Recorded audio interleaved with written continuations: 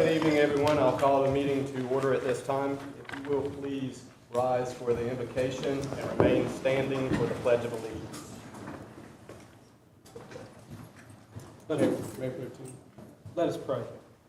Heavenly Father, Lord, we come tonight as a group of citizens, Lord, and staff that work in this community. We're very thankful, Lord, as we travel the roads and we see the beauty and the opportunities that we have, Lord, and the challenges. We just pray, Lord, that you help us make the best decisions that suit the citizens of this community, Lord, as we move forward. Lord, we special prayer for those that are sick, ill, or injured, or unable to be here this evening. We lift them up in a special way. All this I ask in Christ's name. Amen. I see a scout in the room somewhere. I'm Still on the present very in the back. Get two. Actually, there's. Y'all come to the front. I'll put you on the spot. Like I did my son a few meetings ago. He had no idea I was going to do this. How are you gentlemen doing? Good. Thank you for coming this evening. What troop are you from? 776. Good job. Nice job. Nice job. I guess you're here for a merit badge or just to observe the meeting? All right. Gentlemen, if you don't mind, if you will lead us in the Pledge of Allegiance, I would greatly appreciate it. Start when you're ready. I pledge allegiance to the flag of the United States of America and to the republic for which it stands, one nation, under God, indivisible, with liberty and justice for all. Thank you, gentlemen. Nice job.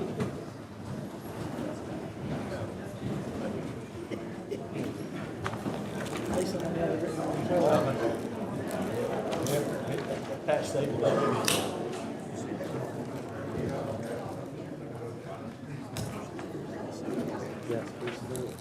well, this is presentation. What they're going to want.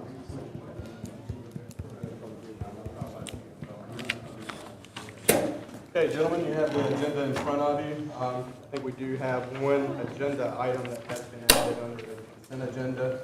I think you're already aware of it. It's a special event, Riders for the Rescue at the Harvey Davidson store at the Outlet Center.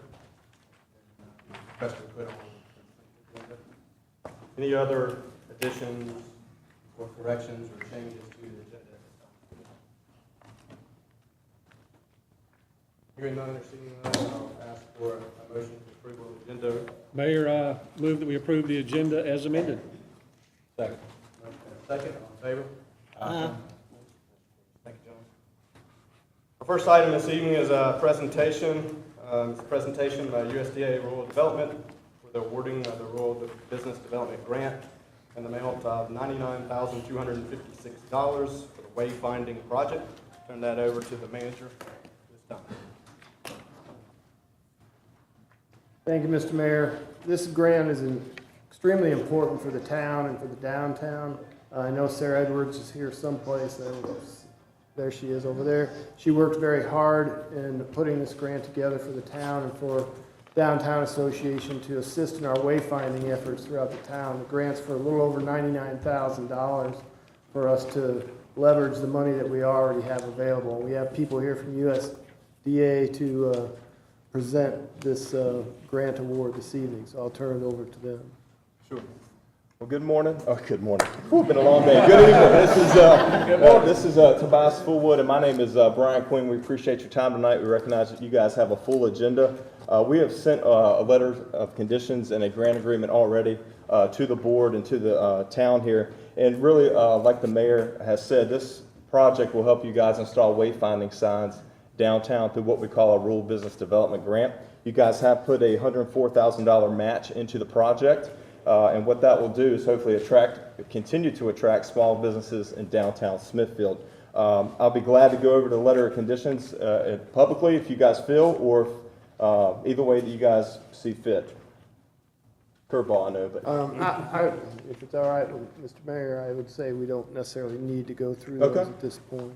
Sure. And basically for all the residents, it is typically a year-long award where you can draw down that money. And for the match, it will go in on a pretty much a line by line item basis because it's about a 55% match to our 45% grant. We have had forms already signed, and really all we need is a vote to accept the project.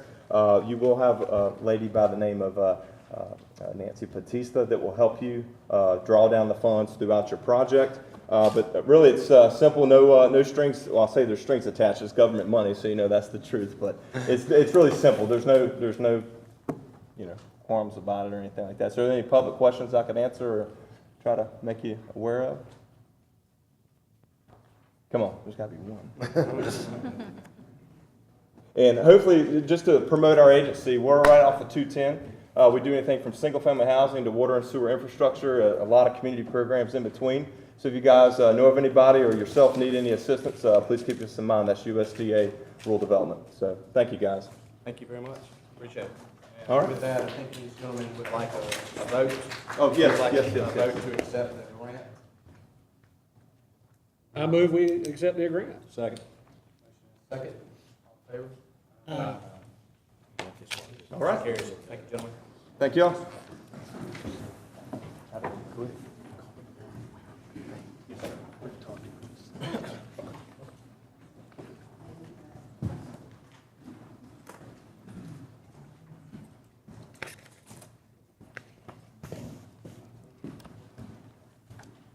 Our next presentation is the recognition of Master Police Officer Jordan Cutchins for attaining the Advanced Law Enforcement Certification from the North Carolina Education and Training Standards Commission. At this time, I will turn it over to Captain Grady to do the honors. Thank you.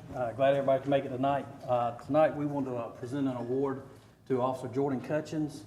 He is our K-9 officer with the Smithfield Police Department, and tonight he's receiving his advanced law enforcement degree from the commission. It takes a long time to get this certificate.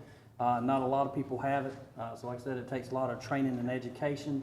And to kind of give you a little background on Officer Cutchins, he's receiving his advanced law enforcement certificate from the North Carolina Education and Training Standards Commission. Officer Cutchins joined 16 other members of the Smithfield Police Department that have received this award and recognition. Applications for this award have to be submitted to the state training and standards and approved by a board of commissions. This certification program allows dedicated officers to receive statewide recognition for education, professional training, and on-the-job experience. Officer Cutchins holds a bachelor's degree in criminal justice, criminology from Mount Olive College. Officer Cutchins, with his 4-year degree, needed an additional 24 training points and 480 hours of additional training on top of that, as well as 6 years of continuous law enforcement experience. Officer Cutchins has been with the Smithfield Police Department for 10 years. He has worked on patrol during his career and has served with the department as the K-9 officer for many years. Officer Cutchins has served 4 years in the Marine Corps and proudly served 2 tours in Iraq. Please join me at this time to congratulate him on this award.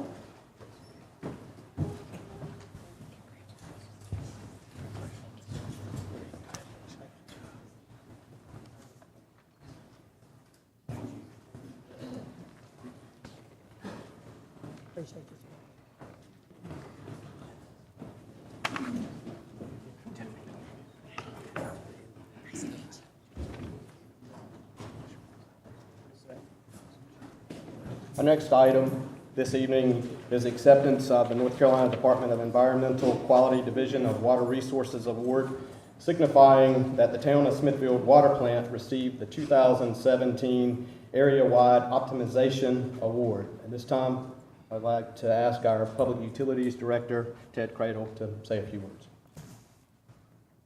Thank you, Mayor. I'm just introducing Tiffany. Tiffany is our liaison with the North Carolina Department of Environmental Quality. When Tiffany shows up, that's usually a good thing. She's here to give you good news.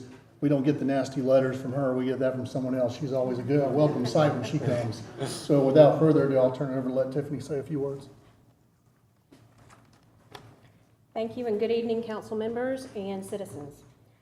So, as Mr. Creedle already introduced me, my name is Tiffany Hawley. I'm an environmental senior specialist with Public Water Supply Section with Division of Water Resources, Department of Environmental Quality. That's a lot to say. I'm here to present an award to the staff of the Smithfield Water Filtration Plant for the AWOP area-wide optimization, and I'd like to take just a moment to explain what that means, because it can be a little technical. So each year, public water systems with surface water sources earn the area-wide optimization program, or as we call it, the AWOP. The AWOP is listed on the certificate. If they meet stringent national AWOP criteria for turbidity removal, which is a key test of drinking water quality. Turbidity is a measure of the cloudiness or the haziness of water caused by individual particles that can interfere with disinfection, and it can provide a medium for microbial growth. Microbes are microscopic particles that occur naturally, but can potentially include harmful bacteria and viruses. Target turbidity levels are 0.1 turbidity units, well below the regulatory limit of 0.3. That may not sound like much, but it's a 66% removal from the required limit. Water treatment plants that consistently achieve such a low level of turbidity provide enhanced public health protection to their customers. The state of North Carolina would like to recognize the town of Smithfield water filtration plant staff for achieving these exceptional levels of water quality criteria in the calendar year of 2017. They set a goal to receive this award back in 2015. And because of their dedicated efforts and recent facility improvements, they now join 68 other water treatment systems in the state who have received this award in 2017. Congratulations, and thank you again for your time.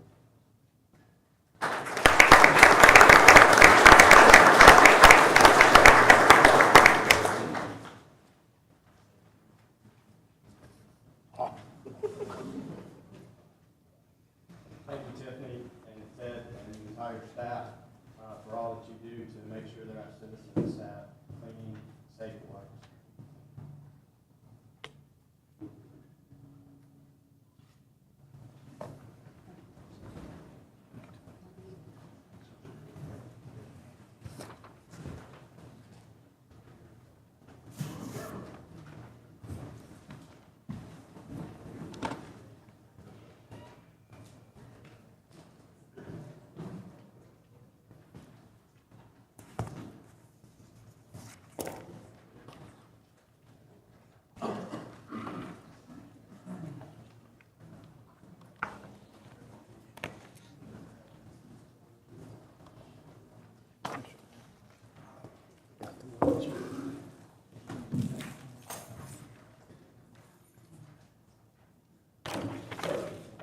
Okay, we'll move on to our first public hearing this evening.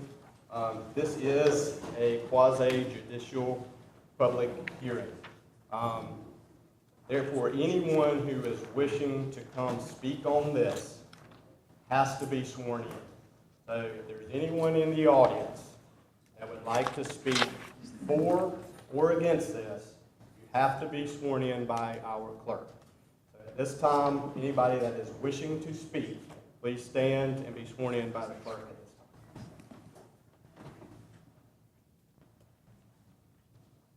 Your applicant here too? Please raise your right hand. Do you solemnly affirm to tell the truth, the whole truth, and nothing but the truth to help you God?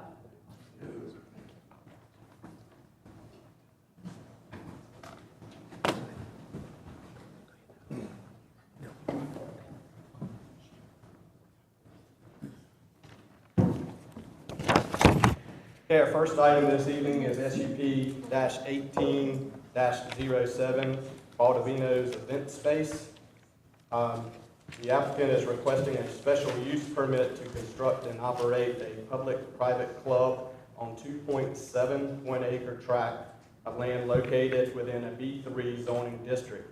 Property considered for approval is located on the west side of the South Brightleaf Boulevard, approximately 300 feet north of its intersection with Tyler Drive. The property is further identified as Johnston County Tax ID number 15J11023A. At this time, I would entertain a motion to open our public hearing. Make a motion to open the public hearing. Second. Motion and second, all in favor? Opposed? Okay, we'll stand open. Before we get started, Stephen, I'll turn it over to you. Since we have so many people in attendance this evening, and there's a lot of confusion about what has to go on in these proceedings. In fact, we have one quasi-judicial hearing, special hearing, as the first agenda item, and then the very next one is not a quasi-judicial. So at this time, I'm going to ask our city attorney, can you give, just for the benefit of the audience, just a little bit of what to expect as part of this proceeding? The legislature has set up a specific class of hearings, which are quasi-judicial hearings.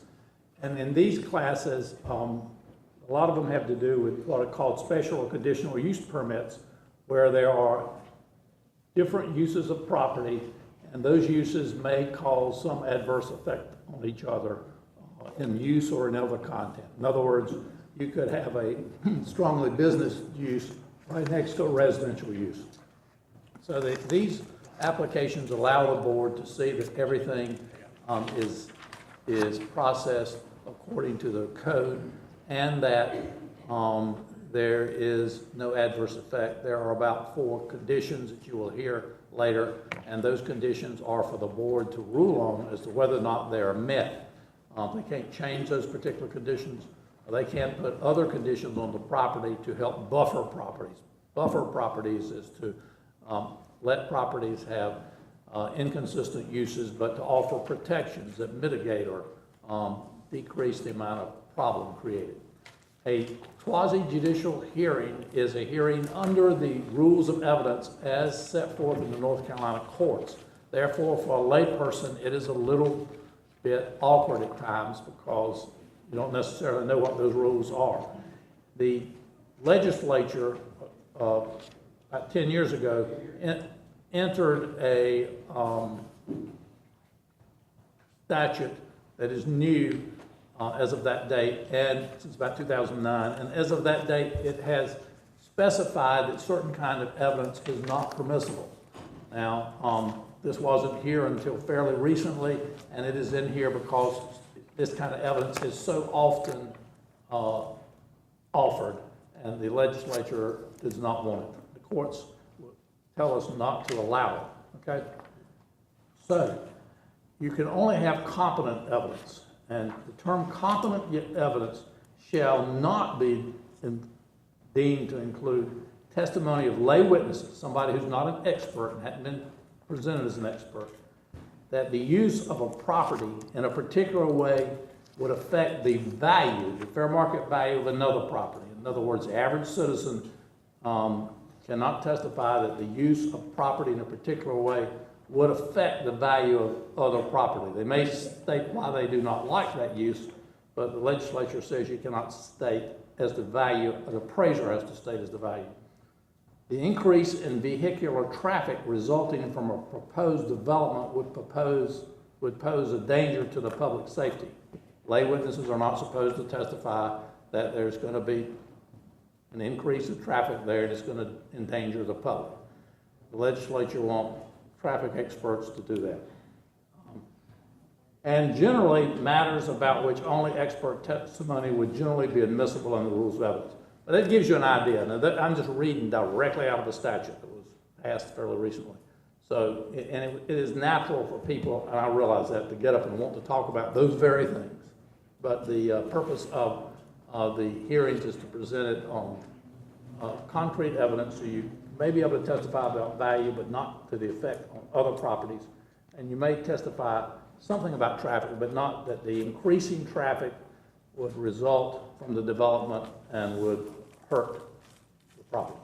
So I'm just reading those from the statute so that y'all understand the rules, and if we ask you not to testify more about that, you'll understand why. because that's what we have to do. Thank you, Steve.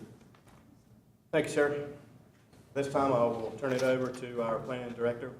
Thanks, Mr. Mayor and Council.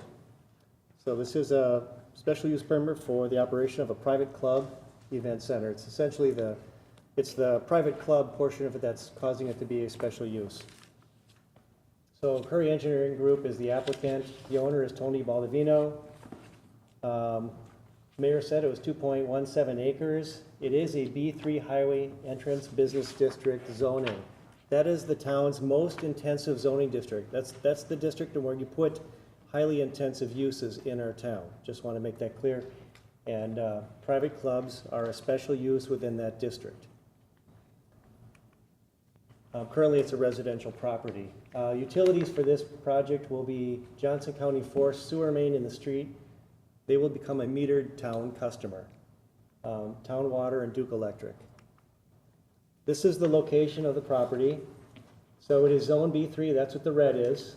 The property immediately behind it is also Zone B3 and a property across the street. This is Holt Lake Barbecue.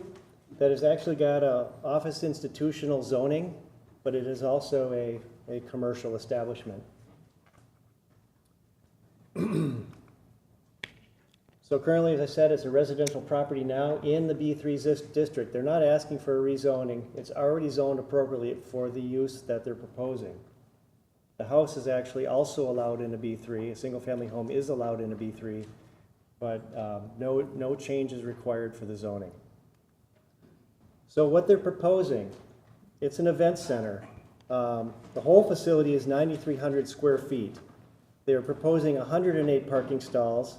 There's an outdoor patio located on this side of the property, right here. There's a lateral connection to Holt Lake Barbecue. Currently, Holt Lake does not have a corresponding connection, but if something ever changes, the code requires lateral connections, and we're providing one on this property in the event that there's an opportunity to create it on the other side. What that does is if you've got a busy street and there's a lot of congestion and someone wants to get from one retail use to the other one, they don't have to get back out on the highway. So it's really a provision for protecting the public infrastructure, the highways. There's a stormwater facility located in the front. So what I mean by that, it's a ponding to hold the stormwater. So all the hard surfaces on the property will drain towards that stormwater facility. They propose some site lighting, which meets the UDO standards, and they're proposing, as required by code, a sidewalk along the highway. So there will be a sidewalk on the frontage. They're proposing a type C buffer with a 6-foot screening fence located along this property line. So, and that is all meeting current UDO requirements. And in the other locations where there's a commercial property on the edge, on this side and this side, it's a 50% of a type A. These are established, how many trees per square foot and how depth of a buffer. So these buffers are, as proposed, are meeting the UDO, the city's codes. And the street yard out front, that's called the street yard, the landscaping along the street, it is compliant with city code. So this is a kind of a blow-up of the actual interior of the building. And the reason I illustrated this is it gives a good idea of kind of how the interior space is going to work. The entrance is located here. I want to point out that the street is on this side, so the whole thing is flipped. Before, the street was below, now it's over here. So you come up to the front of the building, which is here. The entrance is here. There's a kind of a, I don't know what we call it, a little atrium before you get into the main open floor area. This is an open, undefined meeting space that can be programmed any number of ways depending on the applicant that wants to use the space. There is a stage in the center and some storage areas off to the side, and then some office, kitchen, bathrooms, and then there's the patio. So remember, that was up on the right-hand corner. Now it's shown below. So I guess I want to point out it was 9,300 square feet for the whole building. The open floor area is about 6,200 square feet. Elevation, the building materials, this is a front elevation. There'll be corrugated metal panels, 1x6 cedar shiplap. So the corrugated panels are here, shiplap. Aluminum parapet, so it's aluminum band across the top, and hardy panels across the top with battens. So that hardy panel is going to be almost like a painted plywood with battens between the sheets, just to give you an idea of what that looks like. So as I said earlier, B3 is the most intensive district in the city, or in the town. So this is the most appropriate place for an intensive use like this. The use is a private club, and what that means is they're seeking ABC permits without the serving of food. I think it's like 30% of it, 70% or more will be alcohol use, alcohol sales for the ABC permit. And again, that requires a special use permit, which is why we're here today. So again, the intended use was an event center, but the applicant has stated that they're also considering using the facility on weekends as more of a nightclub. So there will be basically to get the most out of the development that they're proposing. As I stated earlier, the patio was up on that right-hand corner, and so that is the side of the building that is adjacent to the residential district. So I just want to point that out. The residential district was up on the right in the beginning. Can you go back to that slide so we can see that? Sure. Here. So that is the patio. This is the residential district that's adjacent. How big was that patio again? I don't have the dimensions. Jared could maybe speak to that when he presents. Parking stall is about 8 wide, so it's 30 by 30 maybe? 30 by 30, approximate. They're proposing 108 parking stalls, of which 3 are handicap stalls. The access onto the highway, I know there's a lot of concern about congestion. The DOT is the body that is in charge of the highway access and any improvements that are required. This particular development does not require a traffic impact analysis. It's not intensive enough for that. They will, however, for any access onto the highway, they will need a DOT permit.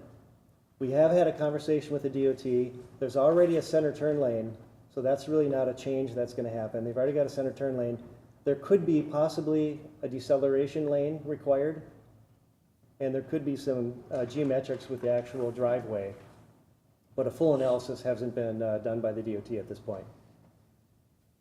But again, I want to point out that any issues with design of that highway, how it handles the traffic, that is in the DOT purview, and they are going to attach conditions to the permit when they apply for that permit.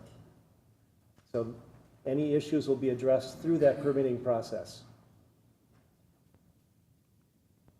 I want to point this out. So they had 108 parking stalls proposed. This is a cutout from our UDO. This is an assembly use. They're proposing an event center. It's an assembly use. Straight assembly requires 1 space per 3 fixed seats plus 1 space per 3 movable seats.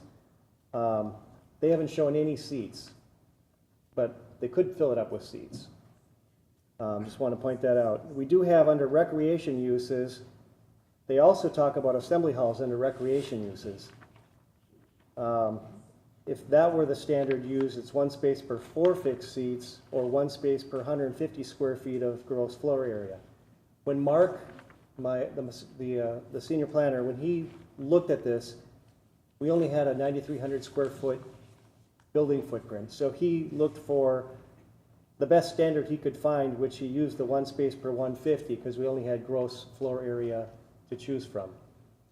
And further looking at it, I just want you to be aware of this because as I get to the next couple slides, I just want to point this out. But 1 space per 3 fixed seats is really the assembly standard, and it's the most restrictive standard, which is, if there's a discrepancy in the code, that is the standard which I can apply. So in this case, it's 1 per 3. So again, this was described by Bob. It's a special use permit, and there are a number of findings of fact that the council needs to find the use to be in compliance with in order to prove this. And so I am going to go through these. These are staff's recommendations. It's the council needs to determine whether the staff's findings are truthful, factful, based on the testimony that they hear. So this is the staff's recommendations. So in terms of the first one, staff believes there's no detrimental effect to health, safety, or welfare. Given that the use is buffered as appropriate in the UDO, there's a residential area next door to an intensive commercial use. The code has a standard buffer which applies, and they are meeting that standard, so we don't believe that is a detrimental effect. And also the access off the highway, the other potential issue that we see that would affect health, safety, or welfare will be addressed through the DOT permitting process.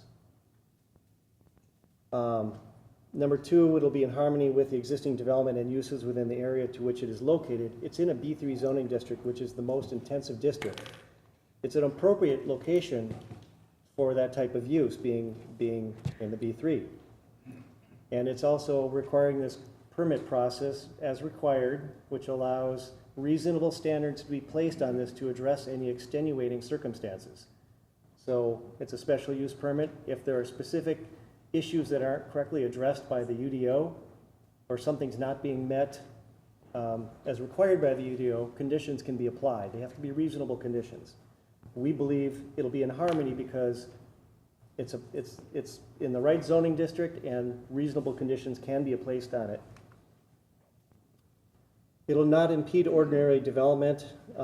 Essentially, this is what was planned through the comprehensive plan and our zoning code. There are other businesses of like next door. Holt Lake Barbecues, a restaurant business, large parking lot, can be an intensive use. It will have adequate, number 4, it will have adequate utilities. It will have adequate road access permitted by the DOT. They've provided for drainage and parking and all the necessary facilities according to the UDO. Number 5, I already addressed. It'll have a DOT permit and they're going to deal with any of those issues that they, as the experts, will address. It's conforming to all the regulations in the code. That's number 6.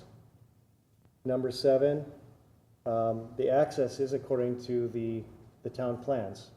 It's on a major highway and access is being provided accordingly. And then the land use plan, the comprehensive land use plan of the town does identify this as a commercial property.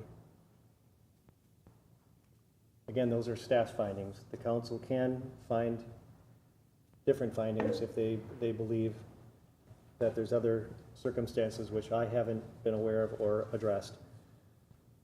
So the planning department is recommending approval of the special use permit 1807 with the condition that it conform to all conditions of the UDO. So the next stage of this is that if they get approval of the special use permit, they're going to have to refine their plan with a little more specificity to deal with a few issues, but by and large, they've addressed all the main issues of the UDO. They just need to come back with construction plans that also meet the UDO. And with that, staff's got a recommended motion for the council, and I'll take questions if anybody has any. Questions at this time for Mr. Stevens? I do have one question, Mr. Lincoln. Can you tell the council and the citizens when this was rezoned, if you're familiar with it, for B3? Oh, I couldn't tell you. This has been rezoned. This has been zoned quite a long time. Our comprehensive plan is 20 years old. As far as I know, the zoning has been in place for maybe as long. Is the residential property there still residential? I'm not even sure what it's been used for. I did see some kind of sign out in the front yard. It may have had a commercial use. Talking about the adjacent property. Adjacent to this site, there's residential to the, I guess it'd be the Is it northeast. zoned residential? I don't know what its use is. Talking about on our books, is it zone residential or zone, I mean, you stated a while ago, B three could have residents in it. Is that currently, like, the reason I asked the question is because when you mix B three with residential, there's definitely more consideration for buffers and such in other properties. That's why I was asking. Well, the buffers have to do with the land use. To the east is, to the northeast, is residential that is both zoned and, I believe, used as residential. I can't confirm that fully, that it's used as residential, but it is zoned as such. Do we have a copy of the zoning map here? Yeah, I can pull it up now or later. It's up to you. Stephen, the packet indicates that the property located just north of this property is zone R10. That's what the packet indicates, but my question is, this is a B3 zoning district for the subject property. What are some of the uses, permitted uses in B3 that don't require a special use permit?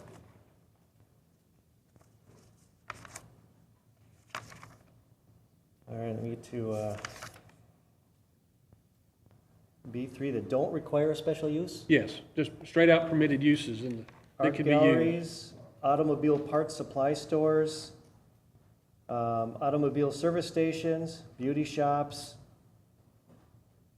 car washes, rug dealers, kennels, commercial kennels, convenience food stores, exterminating services,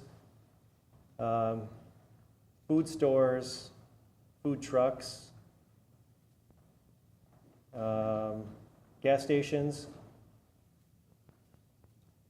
glass repair, lawn and garden stores, leather product stores, gunsmiths, locksmiths, museums,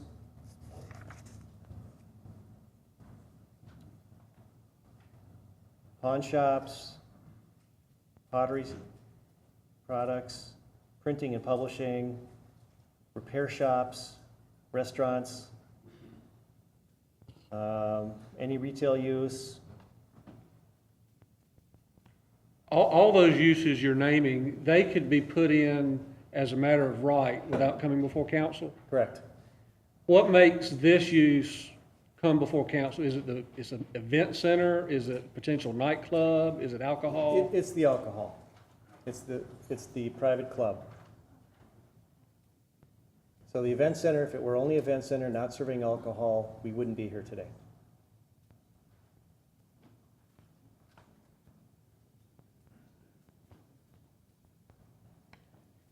I'll follow up on that question, take one step further then.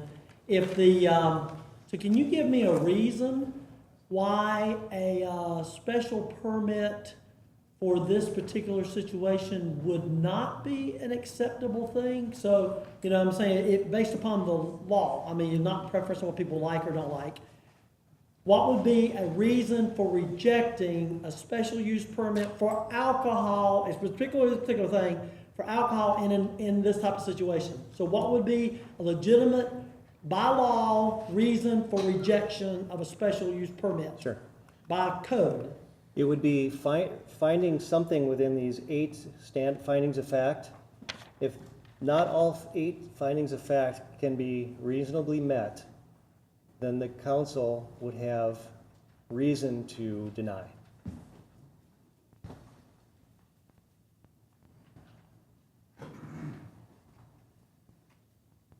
But it's not saying that it may meet all 8, but the council may deem that there's still some reasonable conditions that could be placed on a use to make it address any extenuating circumstances like noise, light, maybe a perceived, one of the things is the patio, maybe it could be on the other side of the building, things could be rearranged.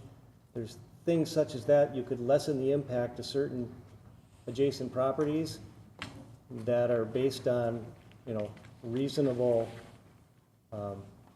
concerns that the community has that affect health, safety, welfare. just one more question. So therefore, if, I know you said that, like the traffic study, because I think that could be something people might bring up and that they can't talk about based on not having the requirement. But the question would be is, as we talk about, I realize that DOT has a responsibility ultimately to make that determination as far as giving their permit. But now my question is, as a board though, could not we put upon the approval a requirement that they have a traffic study completed, even though we can't make a determination whether it's good or bad, but that information could be provided to DOT, because you said DOT may not require it given the particular situation. Is that correct or incorrect? I understand what you're saying. I will defer to Bob ultimately, but I don't believe there's justification for a traffic impact study in this case, because the UDO has a requirement of 800 trips per day or greater before staff can require one, before the town can require one in the code. If there was factual evidence that there was a traffic issue, then I believe a TIA could be required, and I guess I'd have Bob confirm that, but that's my understanding of it. The town could, or anyone could hire a TIA traffic impact study, and they could have somebody from one of the three main traffic engineering companies to come testify about that. Okay, so we could, upon hearing the evidence, continue part of the evidence and allow a impact study to be done.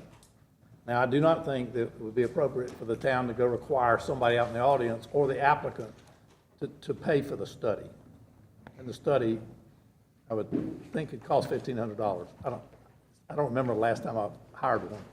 I have hired one. Okay. Do you understand what I mean? I do.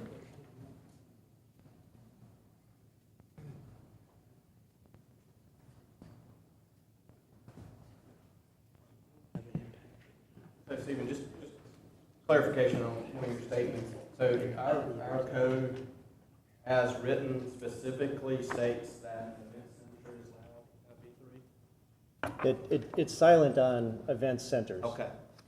I mean, there is an interpretation, if something is not fully addressed, it could be a special use permit, and that's a determination that I could make as a UDO administrator.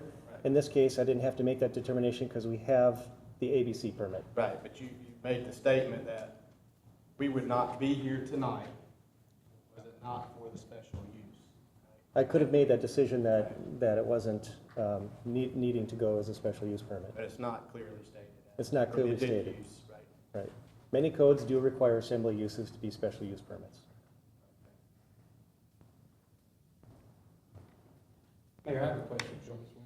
Can you give us what the UDO definition of a nightclub is versus an event center? How's that interpreted? Because we've used three different terms to describe the structure tonight. I'm just curious. Obviously, each are different. I can't say we have that specific definition. In fact, I don't think we do. Our definition is private club. It's actually, private club isn't actually defined in our code either. It's club or lodge, private club or lodge. It's a slightly different term.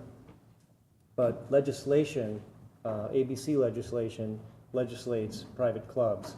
And so we kind of defer to that and our requirement for a special use permit because of the If you deem a structure private, how can it be an event center? It's not open to the public.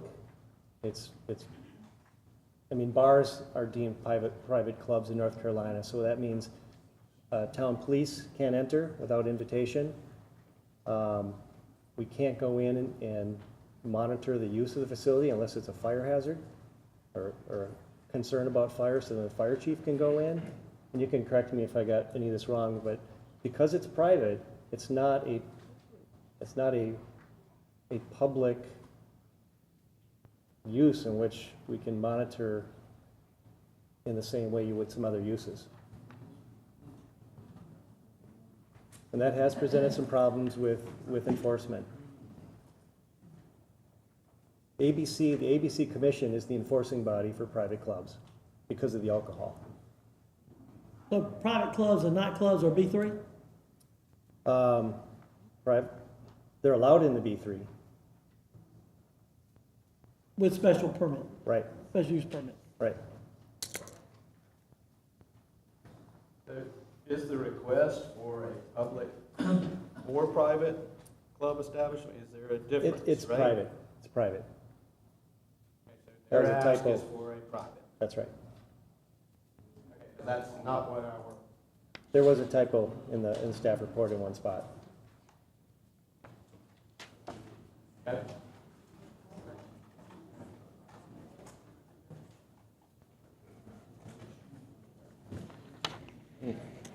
Stephen, this is, may or may not be relevant, but we've all heard that the long-range plan for 301 is to be 4-laned. Have any DOT maps been filed or any indication when that would happen and how it would be widened? I don't have any information on that, and again, if there are some plans, then I think the DOT could ask for additional right-of-way as a result, but I don't think, I've not got any indication from them that that would be the case.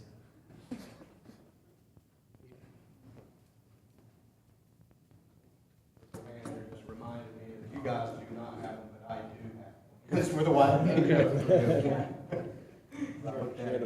Share the wealth.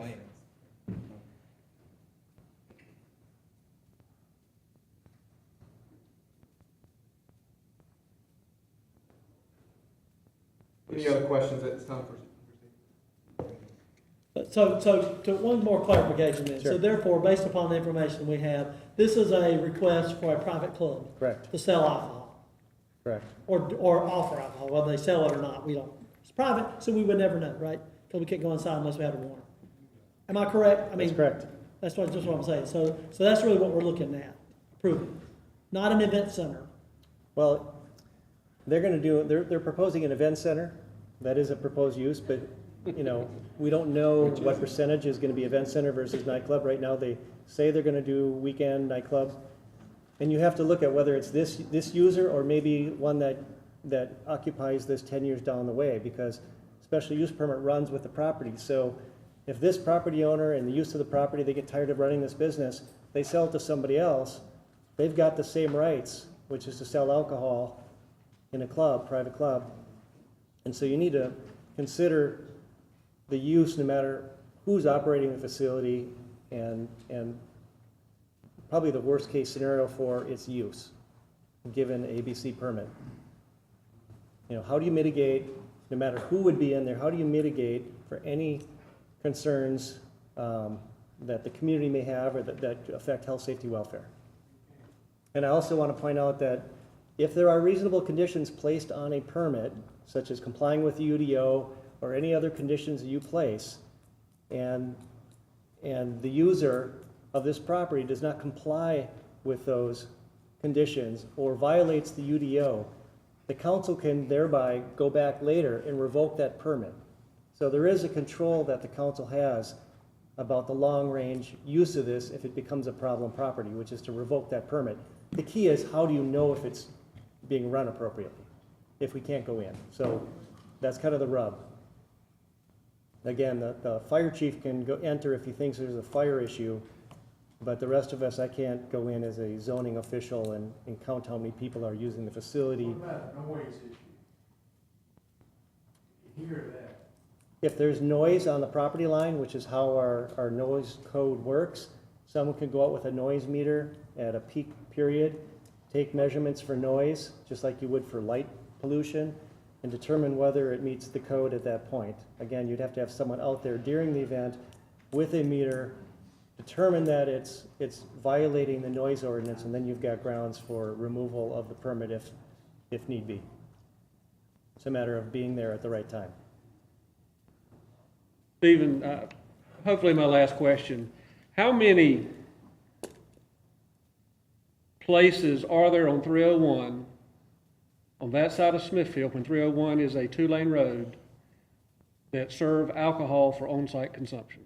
To be honest, since I don't live in the community and I haven't been in town that long, I don't have a number in mind. I think the manager would probably have a better idea.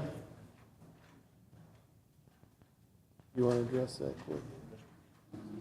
On Highway 301 South, how many alcohol licenses do we have that serve alcohol? We have Twisters. Is that the only one? That's not located on 301.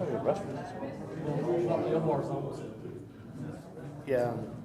No other ones other than restaurants.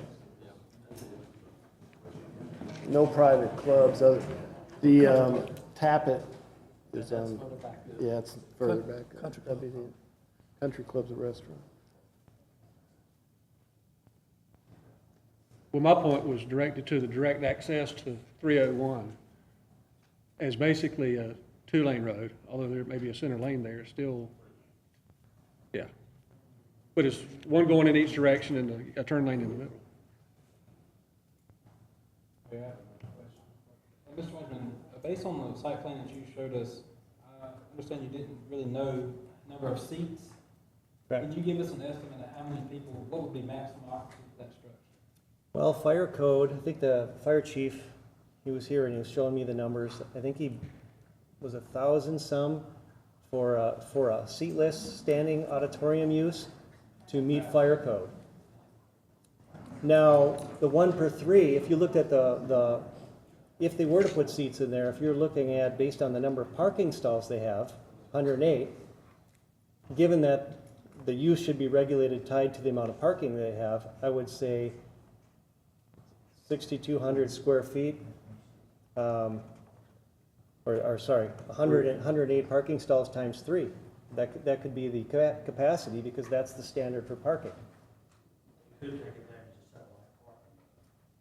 Yeah, but you could put a reasonable condition on it, given the use and its intensity, putting a capacity on it based on the number of parking stalls being provided. Now, the issue with that is, how do we know how many people are really in the building? Because I can't go in and count.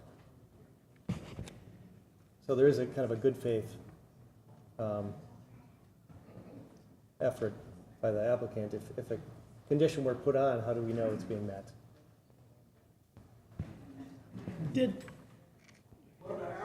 Was John going to give us what he thought based upon the exact fire code, what he thought that would be for that size building?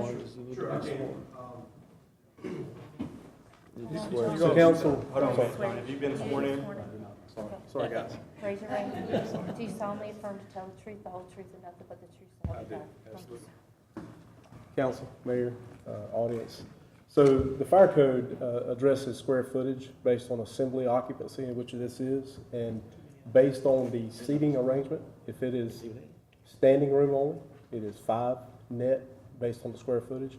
In the room area, just where the front of the stage, we calculated that to be somewhere around 1,100 people. Now, if they put tables and chairs, that reduces, so it's 15, which would be somewhere around 390 people. However, like Stephen mentioned, we could put a cap on that. So just to let you know how the fire code relates to that. Any other questions? Now, if there's one person or two people out here who are opposed to this, who feel they are representative of a group that's opposed to this, they can't ask questions, okay? We can't have 300 people ask questions. But if y'all have one person who wants to ask questions, or two, some reasonable number, so we're not here till tomorrow morning, we can't ask questions. I just want to, Mr. Mayor and Council, I just want to let you know that Jared is here to speak for the applicant. I mean, he is the applicant, but to speak for the owner. If you'd like him to speak. He also has a presentation that he has prepared. Yep. Oh, thank you. Mayor, Council. You will please state your name. My name is Jared Matthews, work with Curry Engineering from Fuquay Marina, North Carolina. Thank you. All right, we'll get you.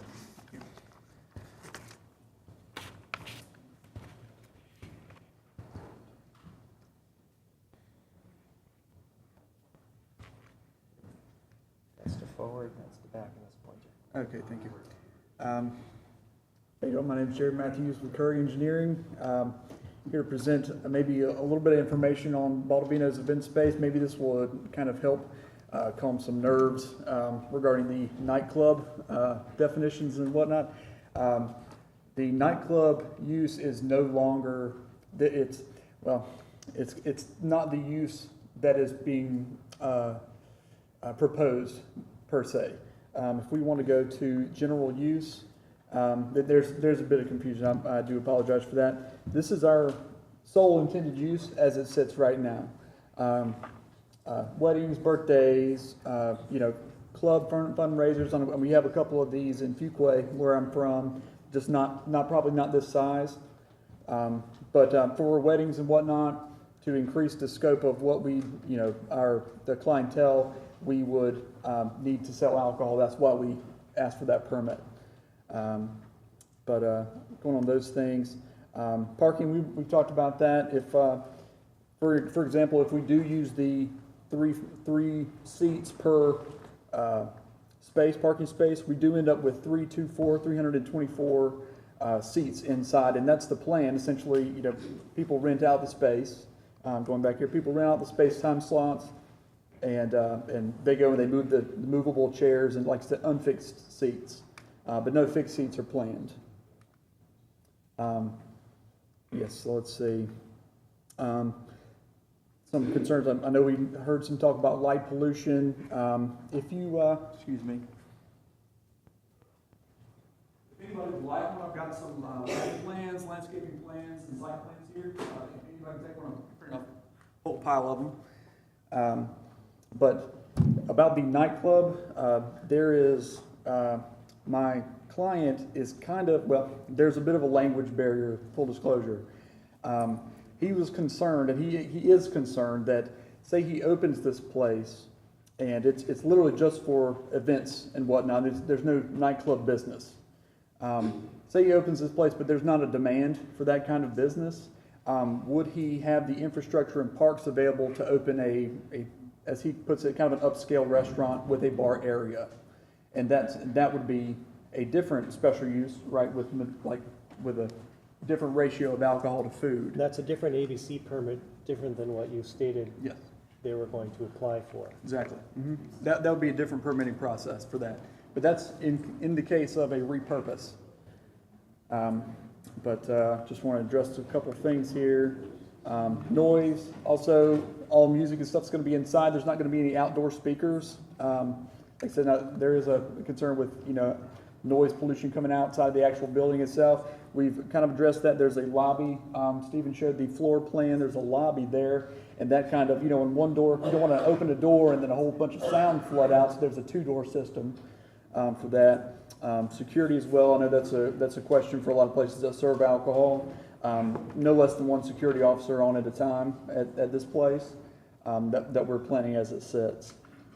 Waste disposal, double dumpster in the back to be on a service route. And for this kind of thing, usually renters are kind of expected to clean up after themselves. Then our owner or the representative will come in and inspect between events, but that's probably neither here nor there. So the conditions, we spoke earlier about NCDOT. We're going to go by the book on all of their permitting processes. We're already in talks with Mr. Giles, I believe is the representative for this area. Already in conversations with him about kind of, things we need to do as far as the driveway, and we've already met a lot of those conditions so far. But now comes to the additional conditions. We're willing to put into any kind of conditions you guys would like to, for good faith, that we're not going to be running a nightclub out of this place, that it will be just a buy rent place. Like hours of operation, if we want to limit it to a certain time, if that'll help, calm some nerves, we're happy to do that. Any kind of additional conditions, additional buffering, screening, we're already showing pretty good buffer. And we can expand those. We have room to do so. Capacity limitations, we can negotiate seats, less seats, and just anything up to and including that stuff. But I just wanted to make you all aware of that. We're not planning to do a nightclub per se. My client was just kind of concerned that did he have the infrastructure in place, say there was not a demand for the rental business, say there's not a lot of people, proms and whatnot, to come and rent, would he be able to repurpose a restaurant with a bar area for that space? So, but that's all I have. But take any questions? Are you proposing any hours of operation? No, but I'd love to hear some, and we're happy to negotiate some as well. I don't want to say too much, but, you know,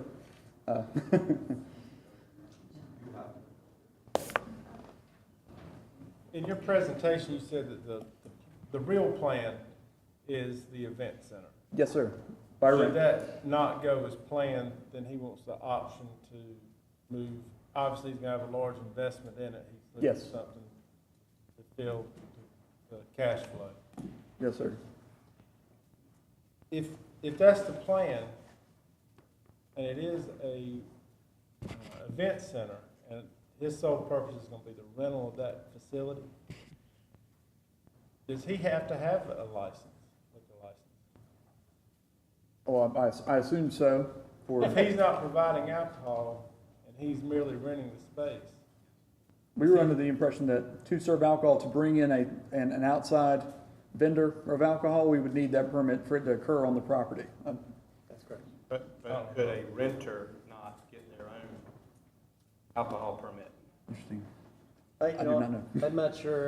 I'm not sure on ABC permits whether you can BYOB, bring your own. I'm not 100% sure, actually. Do you know? Okay, the police chief says you can get a one-time special use permit for alcohol, so if that was a regular part of its business, they would need a permit, an ABC permit. So let me ask this question then. So then, if the intent is a event center, and this really sounds to me like the alcohol deal would be a fallback plan, is it not possible then to get to do the event center, and then if they have if the turn of events turn downward, then they come to us and ask for a special use permit? Isn't that also a way of doing it? That would be a way to do it. I believe the way they came forward was being more of a full-service shop, where if you wanted alcohol at your event, they could provide alcohol at your event. I think the nightclub portion of it was really, if they're not busy enough, they could open up as a nightclub on weekends. And the applicant is now stating that as a fallback, rather than a nightclub, they could do a high-end restaurant. The issue with that is that's a different permit. That's a different ABC permit. And if they're agreeable and that's the plan, then I suppose a condition could be placed on it that it's going to be the other ABC permit. I don't know what you call it, but ABC with restaurant.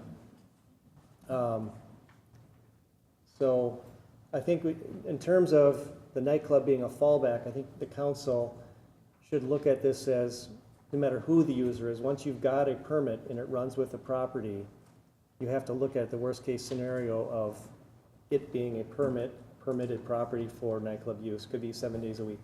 So could we put a restriction on it that it could not be a nightclub? That's kind of what we recommended in good faith. Absolutely. So you'd be amenable to that, right? You would accept that. You would accept that condition. Yes, my owners agreed to. That would be the other ABC permit. Is that what you're saying, a restaurant? Yes, we'd be happy to reapply. If it comes time to repurpose, we'd be happy to reapply. What about a condition where you could not get an alcohol permit at all? It'd be up to your renters to get the one-time permit for their events. I can ask that. But See, I guess the problem I'm having is I don't know what we're going to what's going to happen, what we're going to approve or not approve. But I know as far as the one-time permit is concerned, I know that's a big convenience factor for a lot of clientele, and I think my owner's afraid maybe I'm sure if we do start requiring a one-time permit, a lot of people are going to take their business down the road or wherever. He's just trying to expand his base as much as he can. You understand? Yeah.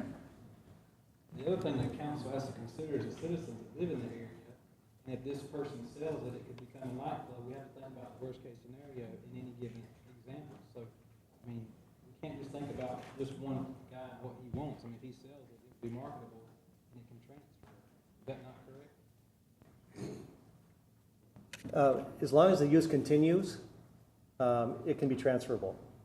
Would the conditions transfer as well? The conditions would transfer as well. The whole permit, the conditional use permit would transfer to the next user unless the use discontinues or the council then finds that they're in violation of their permit and they revoke the permit, which has never happened in this town to my knowledge, but it can happen. So it sounds to me like that, we really, the permit that he wants is not the permit that we're proposing. The permit that he wants is the one that's gonna allow a restaurant with alcohol. If that's a fallback plan for them, if they have, that's not really what you want, but that's your fallback plan, correct? Yes, sir, but, Your really desire is an event center. yes, sir, that's the sole purpose of coming here tonight, yes, sir. Right. So really, he's happy with an event center, which we don't have a code for, but we think B3 is ought to be, right? Which includes, in this case, an ABC permit, which could turn into a nightclub 7 days a week. Unless the permit is for a restaurant. Right. That he said they're willing to accept. Right. And then it could not turn into a nightclub. It can only be a restaurant that happens to serve alcohol, Exactly. which is a lot different than a nightclub. They're two totally different uses in my opinion. Right? As this request is in our package, it is for a public-private club. That is the request from us. To me, that is a totally different use than it's here. So you open it up 7 days a week. I find that hard to believe that would be in harmony with a residential R10 zone property that is right next door to it. I can't see that. Right? But regardless, I think we need to really understand what the ask is, and it does sound to me like there's maybe some confusion here. Either part of the applicant or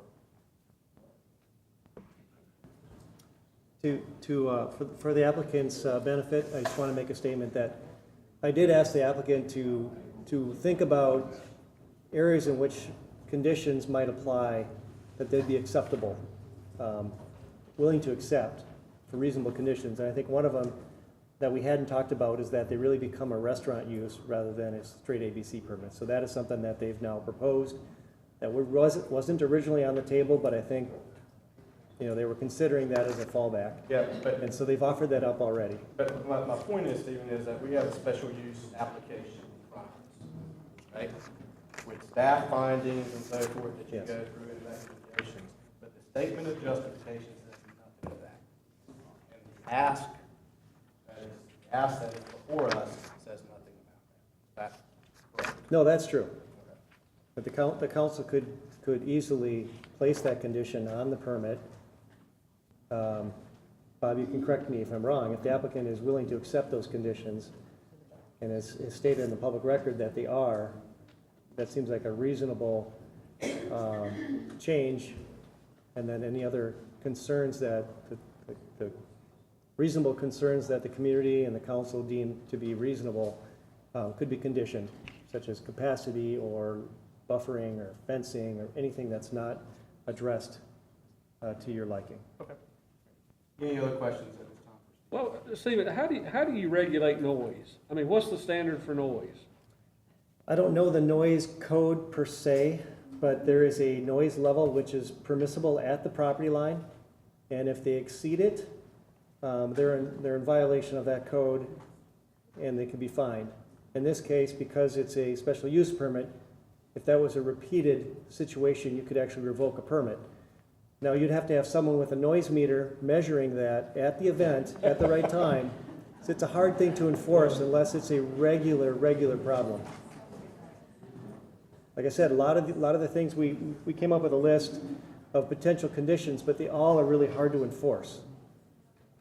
And I've got a number of potential conditions that we could put on here if it's deemed that there's a real concern about a certain issue. I've got some canned conditions that we could move forward with, but again, none of them are perfect because if it's a private club, we can't go in.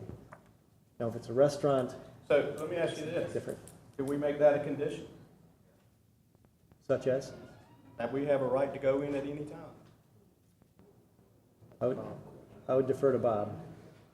I think we could do that. It's some controversial. This is confusing. My concern, We might have to research it. Okay, all right. Mr. Ashley? I don't know, you know, one of my concerns is the alcohol. I mean, if we don't severely limit an alcohol license, we don't know what we're getting. I mean, we can put an event center, Call it what you want to. yeah, at certain hours, but if, you know, the alcohol, I have a problem with. And there are a number of venues in Johnson County now that if you want to have a wedding reception there, you got to get a one-time permit for alcohol if you want to have a party or whatever. And my fear, and y'all correct me if I'm wrong, is just a blanket alcohol license to sell alcohol is, I don't know what's going to be out there a year from now. I don't know what's going to be out there 10 years from now. And I may have full faith in the owner, but he may not be the owner 2 years from now, 5 years from now, 10 years from now. And that's just a concern I have. And I don't know if y'all are willing to go back to the drawing board and come back here with no alcohol or and resubmit this with some conditions. I mean, I really don't look at it as up to the council to supply all the conditions. I mean, y'all are the applicants. I mean, I sort of look at it as you need to come to us with a plan and ask us to approve it as asking us to craft a plan for you.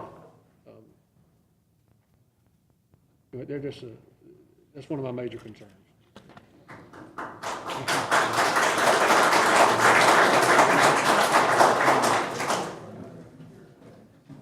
So, any other questions at this time?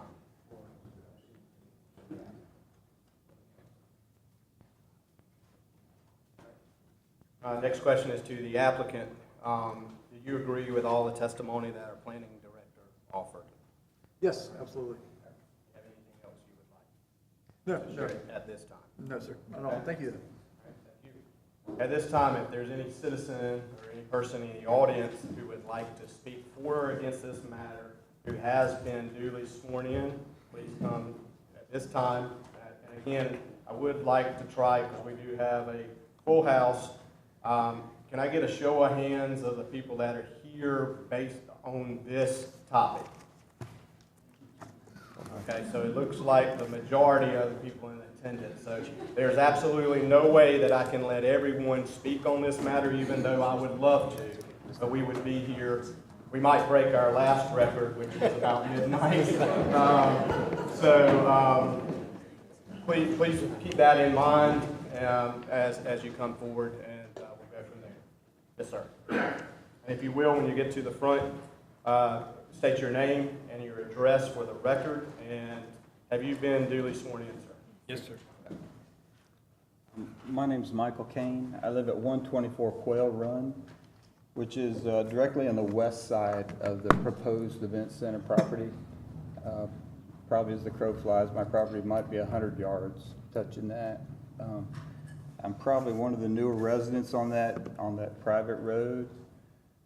So I probably have the highest mortgage. I'm not going to talk about property values. I do know that the flea market down there, if that meets DOT requirements, we need to look at that in a similar way. I don't know, I didn't hear anything about the zoning on the west side of this. I heard the north side was R10. Didn't hear anything about the Immediate west west was side. B3, and it's because that commercial structure, I think right behind it. Yeah, on the west side, Office institutional. we're a small private residential road there. Just looking, you know, it seems like the plan changed in the middle of the meeting to me. I'm hearing event center. I heard private club. I heard dance hall. I hear special use permit required because it doesn't meet the B3. Seems like number 8 wasn't being met to me because you need a special permit. Anyway, if you assign the special permit for alcohol, you know, 2 o'clock in the morning, I'm going to hear this thing. I don't care what you put some noise limits out there. You're going to hear it. We don't have our windows closed all the time, and I definitely don't want to hear that at night. I just want to thank you.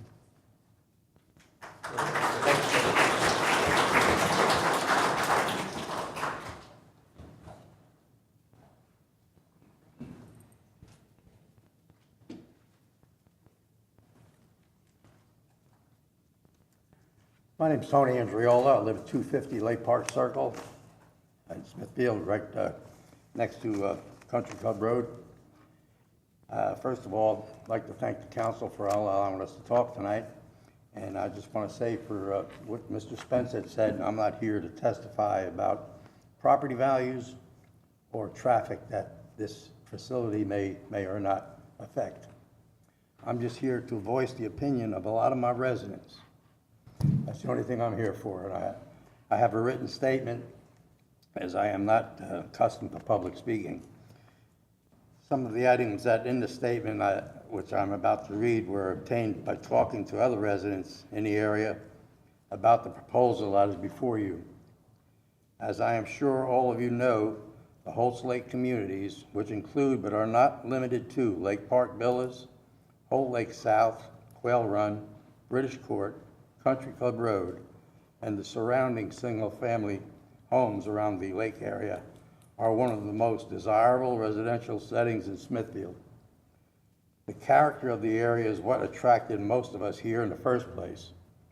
The proposal which is before you, regardless of how well it is managed, will have a very noticeable and negative effect on the overall quality of life and tranquility we and others clearly recognize. What Smithfield needs is better, safer, quality neighborhoods with stable values, not more traffic, noise, litter, and diminished property values this proposal will bring. That's like I said, this is from talking to what our residents are concerned with. The proposal location for this facility, which will be serving alcohol, will be situated at what is already a dangerous curve in Brightleaf Boulevard. We have already seen serious accidents at the entrance of Holt Lake Barbecue, which is right next to the proposed facility and right on the curve. I see a potential risk of people consuming alcohol at this facility and attempting to navigate onto and driving on Brightleaf Boulevard. I'm certain the council would not want this facility in their backyard. Thank you for allowing me to speak for my neighbors.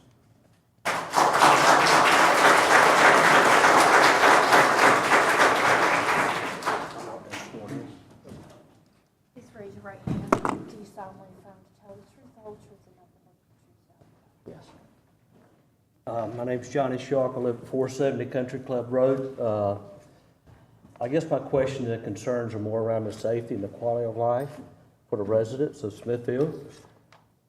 I heard, I called a testimony earlier, 108 parking spots, but fire code will allow 1,100 people there, whether we call it an event center or a club or bar or restaurant, whatever you want to call it. If alcohol is served there, we're counting on 10% of people to drink alcohol, consume alcohol, and then drive. With 1,100 people, I've been to a lot of events and nightclubs, and you're not going to find many of them where only 10% of people drink. And I say that because I'm not concerned about the additional traffic, but more so the fact, the ratio of drunk drivers leaving an event like this. With 1,100 people and serving alcohol, that's a big concern to me about the safety of the residents of Smithfield. I think about the other B3 businesses, its own businesses. I think you said a pottery and some other businesses. How often do you get called there for late night fights, disruptions? We talk about the noise level of the bar. I'm sure that can be controlled, but what about the sirens at 2 o'clock in the morning? You know, how are we going to measure that sound and disruption to the quality of life of the residents? So I just urge you to take that into account when we're considering this proposal.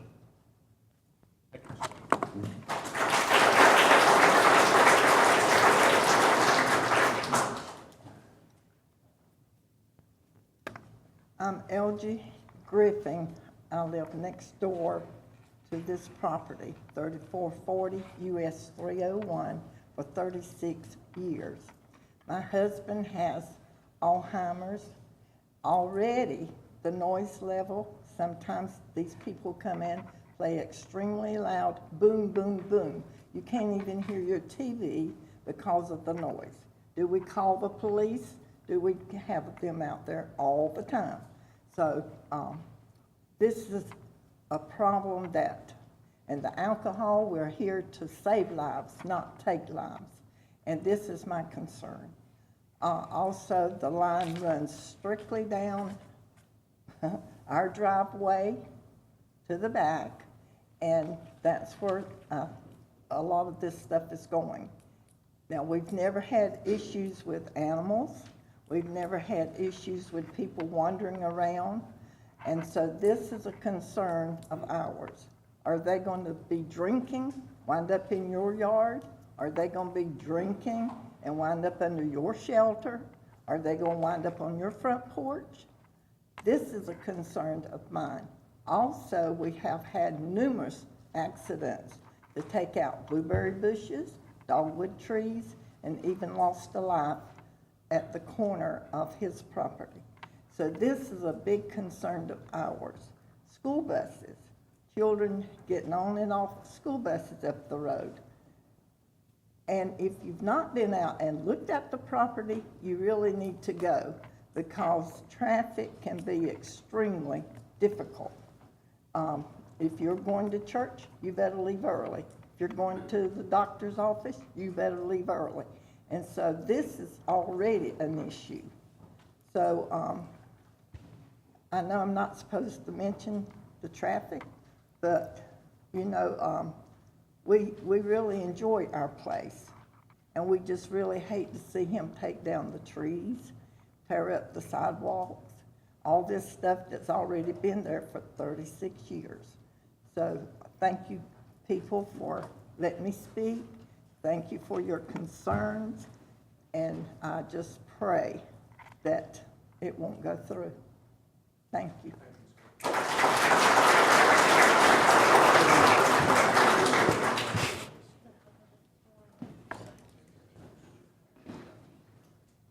My name is Kay Creech. I live at 3420 US 301 South. Kay, Ms. Creech, did you swear in? Yes. I just want to make sure. Yes. I'm LG's neighbor. Well, I came thinking, well, we're going to hear about an event center. And now I find out I'm going to have a nightclub in my backyard. And LG's going to be over there. Her bedroom wall, and I got out and measured it, is less than 50 feet from the property line. I looked at the plans. There will be 53 parking spaces that will be past the buffer and past the 6-foot wooden fence. The operating hours, the noise, the pollution of the lights, they are planning to have 7 30-foot lights on that property. 3 of them will be located in that parking lot next to LG's bedroom. I never realized that this could happen. My family has lived in that area for, my mother-in-law were fussing. He says 70 years. I think it's a little bit less, maybe 69. I feel like, and I know that things are not clear about this. I've looked on the applications. The application is for a public-private club.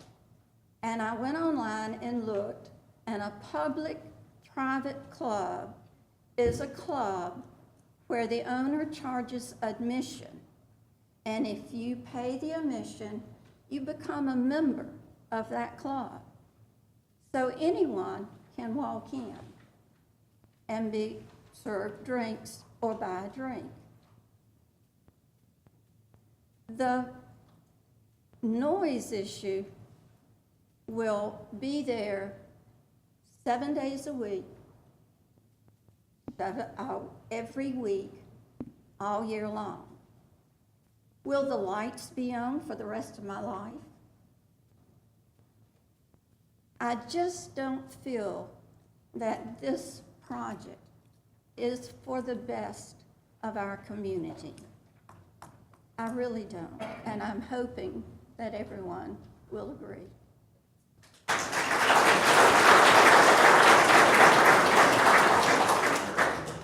Thank you, Ms. Creech. Dr. Coffer? I have been sworn in. sir. My name is Dennis Coffer. I'm here tonight as wearing a couple of hats. One of them is the president of the Homeowners Association of Lake Park Circle. And as such, we circulated a little petition, so I'm speaking for 62 people right now. And I appreciate Mr. Spence, as always, educating me on the points of the law and basically telling me that what I have to say about this is futile. And because I have 62 people who took the time and ink to sign it, it's only 2 paragraphs. I will ask your indulgence before I go on what Mr. Spence has taught me to think about tonight. We are residential homeowners of properties in the community immediately to the south of the proposed event facility on South Brightleaf Boulevard. The development is planned for an area of the highway which is already congested and the site of many accidents. We believe that the addition of such a facility will aggravate an existing problem and prove to be a safety hazard. In addition, we are concerned about the effect such a large entertainment facility will have on the environment of a quiet residential neighborhood, with the expected subsequent decline in our property values. We purchased our residences specifically because of the nature of our surroundings. For all the reasons above, we oppose the granting of a permit for such an enterprise and petition the town council to consider the positions of a significant number of taxpayers and preserve the very attributes which created a community where very few people lived 30 years ago. That was prepared. Unfortunately, Bob got me thinking about other things, the legalities of this, and I'm not a lawyer.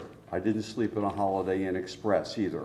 However, I could not help but hear the word harmony in one of the requirements. I would like to have someone explain to me how a facility with 108 parking places is in harmony with any of the businesses that are currently there, number one. Number two, listening to the described businesses that would not require a special use permit in a B3 property, and I apologize if I've got the lingo wrong. I can't imagine a pottery barn requiring 108 parking places. I can't imagine a locksmith requiring that. That requirement, that B3 requirement someone mentioned tonight, was written over 20 years ago. Over 20 years ago, the community wasn't there. This is a different place, and I believe it is wrong to maintain the same standards that were written 20 or 30 years ago for a community that has developed around this little bitty piece of land that we're now going to claim can handle that type of traffic. Which gets me to a different point, and my last one. I appreciate your forbearance. And now I'm going to testify. I'm going to change hats. Some of you know, for 40-odd years, I was a surgeon. I had occasion, at least twice, to treat victims on the curb, short of Holt Lake Barbecue. I had one car where I couldn't help the poor man because the car was inverted. That is an area where there are accidents. I submit to you, for 5 years, I directed a trauma center in Los Angeles. I know a little bit about automobile accidents. A curve, a poorly lit stretch of 2-lane road, and 108 cars coming out of a facility selling alcohol is a dangerous combination. I urge you to consider this. Thank you.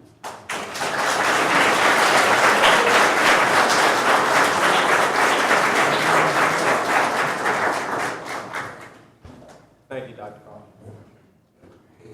Good evening. Dees, have you been sworn in, sir? Yes. If you will, please state your name and address for the record. All right, I'm Grover Dees, 6200 Place, Smithfield, and Tony that read off the subdivisions, he missed Cypress Point. Just want to make that clear to add that to the record. We are a subdivision. Anyway, what I wanted to say is, I heard my friend Bob talk about what is an expert. Well, I've always thought an expert was someone who was at least 30 miles from home, wore a suit, and carried a briefcase. I don't fit any of those, so I guess I'm not an expert, but I am a resident of that area, and I can echo what the other people have said. I live out there. I've lived out there for 25 plus years, and the traffic situation on 301 is horrendous. We don't need any extra, that kind of influx of traffic. And I also would like to mention, I couldn't really hear everything that was being said, but it sounded like if you approve this special use permit, even though the applicant said, well, we're not going to do all that, they don't need to ask permission to decide later on to do it. So unless you put those conditions on there. But that said, I just think it's just a ill-conceived idea, and I don't think the people in my area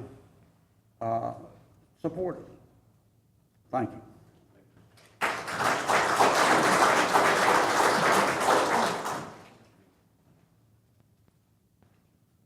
I was going to cut it off. Maybe I should now. My good friend and my neighborly mayor next door has come to the front. The floor is yours, sir. I am reminded of the young boy that went to the store and bought $5 worth of chocolate drops, chocolate peanuts. Went outside and begun to eat them. And this man came out that was running the store and said, son, are you going to eat all those peanuts now? He said, you know, my granddaddy lived to be 93. He said, eating chocolate peanuts? He said, no, tending to his own business. So I am a little out of my place, but not totally. The floor is yours, sir. Thank you, sir. I suffer with some of the same things that you are going through tonight, but I come to ask you also to think about this situation. There's a couple of reasons. The primary reason is that both my community and your community have grown together at Hope Lake.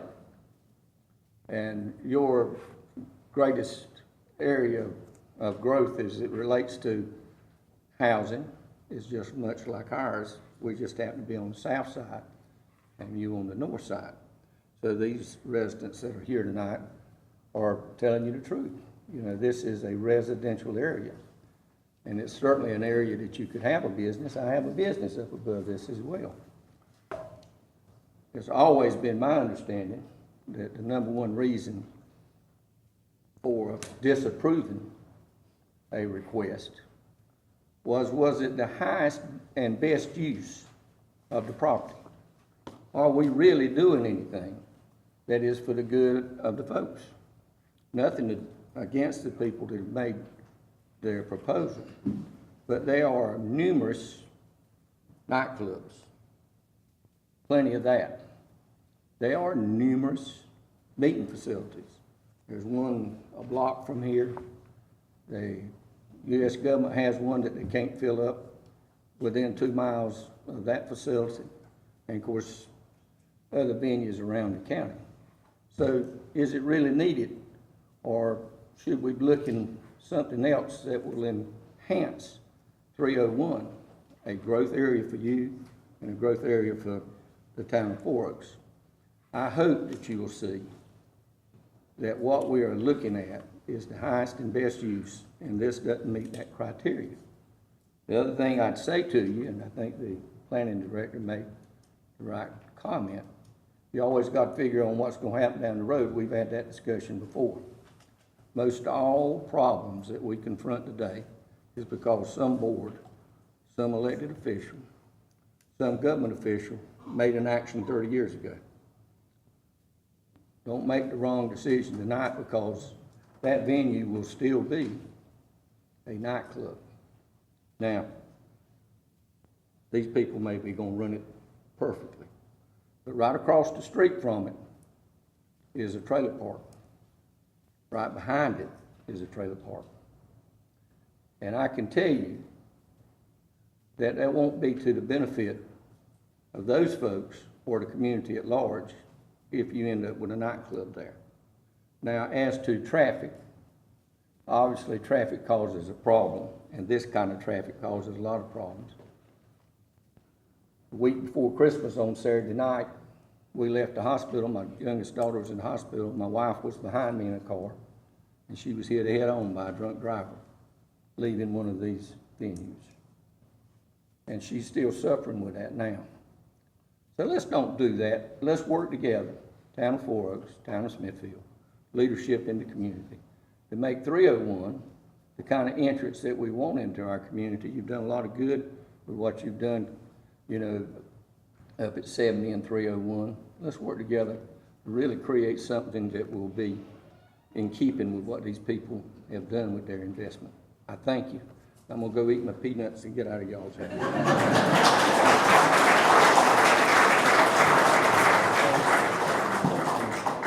Thank you, Mr. Mayor. On a side note, Mr. Parker told me at one of our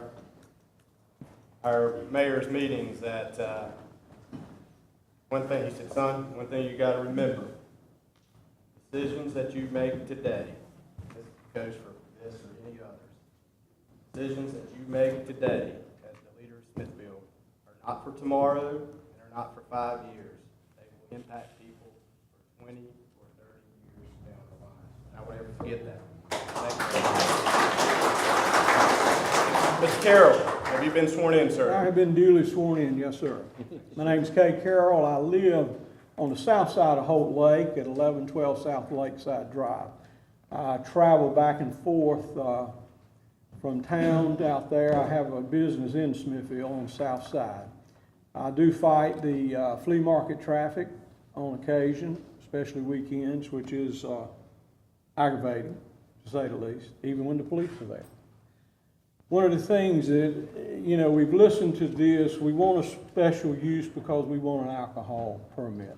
We want an alcohol permit because they're going to invest $1 million. Am I right? Is it 9,000 square feet? 9,000 square feet. So they're going to invest close to $1 million. And they're not investing $1 million to think that they're going to get it back with an event center, wedding, women's club, Rotary Club, and all that. Because we have to have, you know, an alcohol. I don't mind that. But this ain't the place for it. It's like everybody says, it's a residential area. It is an extremely dangerous curve. So if you go tonight and permit anything, and they want to get their $1 million out of this, the next guy that gets it is going to come back with the same request. So you're never going to get away from it. It's not appropriate for the area.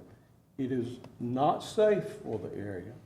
And it is certainly not building the Smithfield community up and attracting other businesses that might come there. And there was a great list of businesses that could come there. So leave it available for the best use, as the mayor said. So, you know, cut it any way you want to cut it, accept anything you want to accept. It's going to be a nightclub because they're going to want their money back. And I don't blame them. If I invested that kind of money, that's what I would do. It's going to operate at 2 or 3 a.m. in the morning. It's going to be a problem. And it's not in the right place. It's wrong place, wrong time, not good for any of us. Thank you.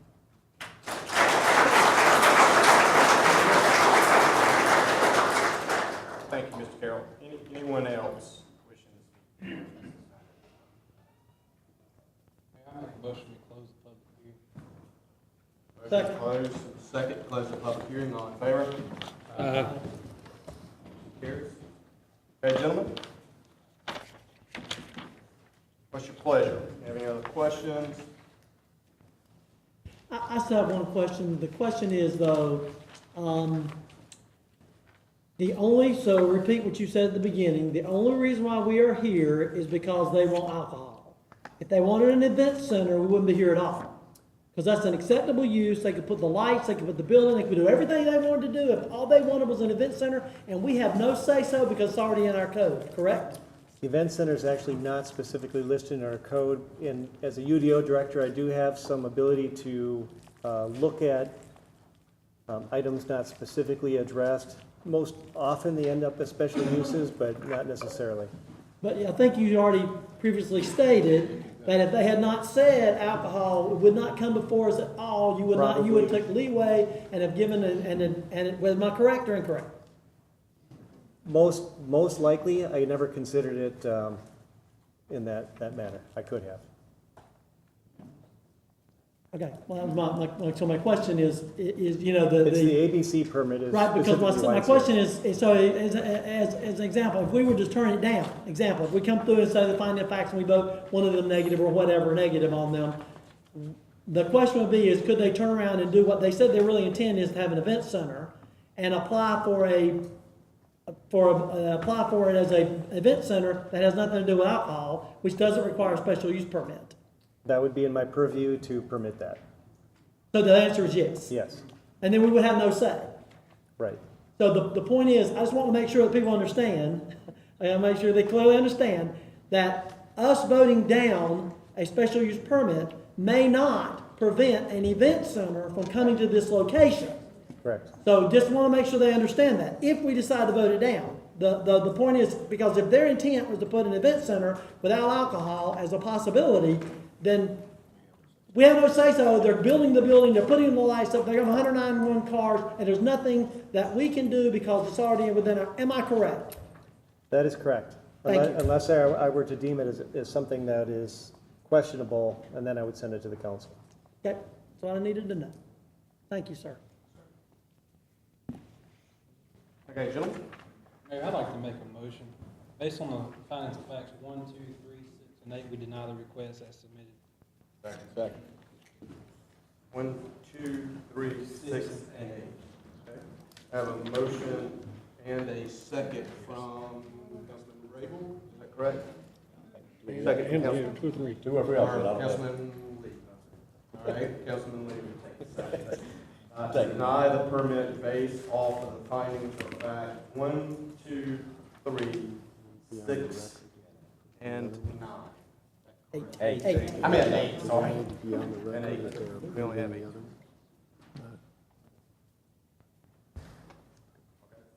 All right, all in favor with that? All opposed? Motion carries. I'll need a second motion. Move we deny the request. Have a motion. Second. And a second to deny the request.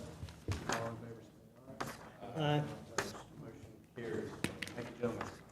Thanks, everyone in the audience.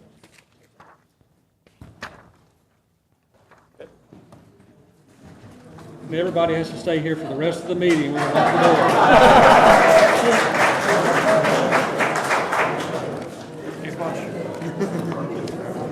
All right. Be in touch.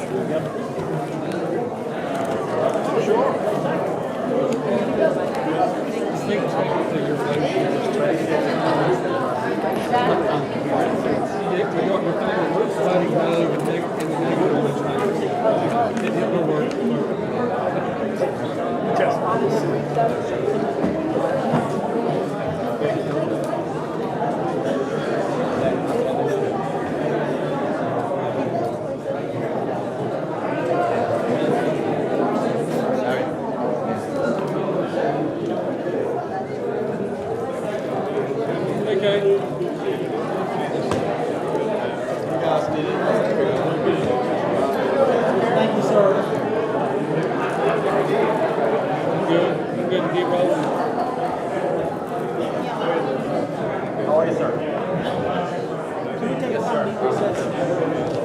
Hey, can we take a 5-minute recess while they clear? Can we take a 5-minute recess? Can we take a 5-minute recess while they clear? Well, I know that's what I'm saying. Can we legally take a 5-minute recess?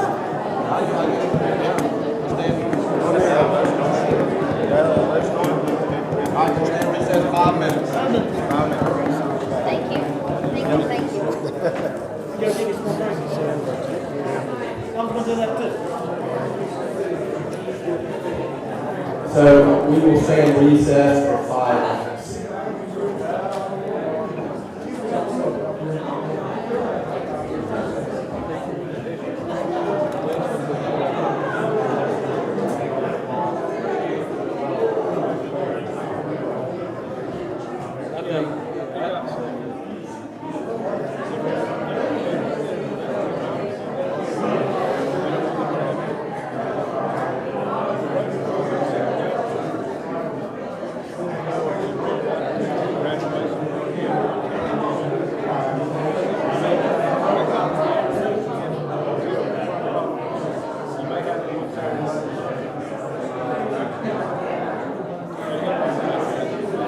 I wanted nobody like too big a crowd to go out and say,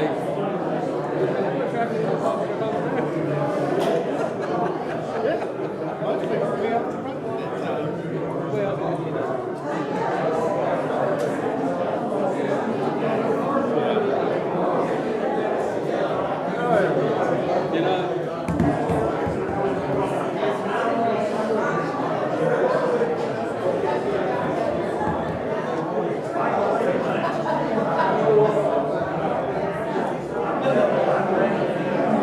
I feel for the guy. I mean, he's almost been low money. You know about the problem. I don't know if he's living out there. I don't know if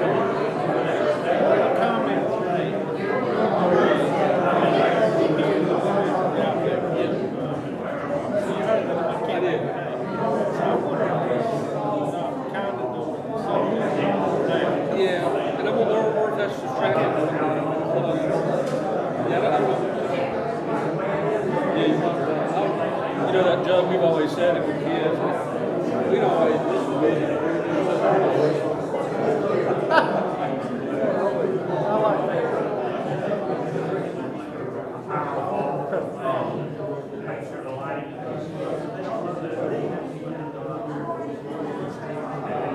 It's just interesting to me, you know, growth has grown pains. Sometimes that falls on the existing units and the neighbors, sometimes that falls on the potential development. But I find we humans are a bit. That's where we're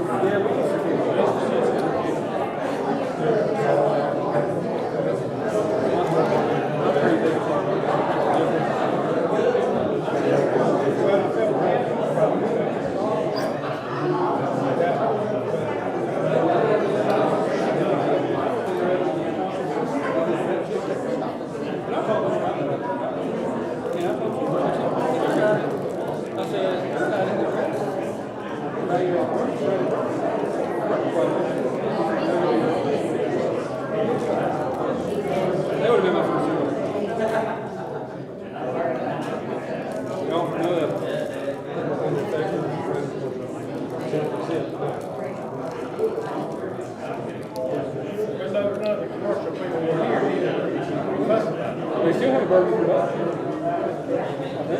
how it argues. There's nothing to refute. If there's nothing to refute.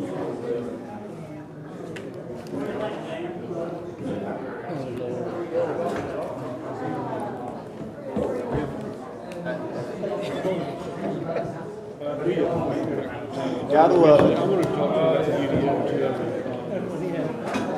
too. We met at 30 here, reconvened a committee just to talk about lawsuit, potential. That bothers me anyway. And there's going to be some other proposal going before the meeting. I will call the meeting back to order at this time. Our next public hearing is not a quasi-judicial hearing, therefore there's no need for anyone to be sworn in. And it's a community development block grant. The purpose of this public hearing is obtaining citizen input into the identification of community needs and desired CDBG activities.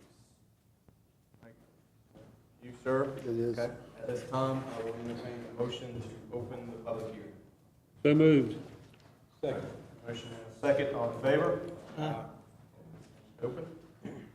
Manager, I'll turn it over to you at this time, sir. Thank you, Mr. Mayor. I'm going to ask Mr. Skip Green to come up here while he's making his way to the podium.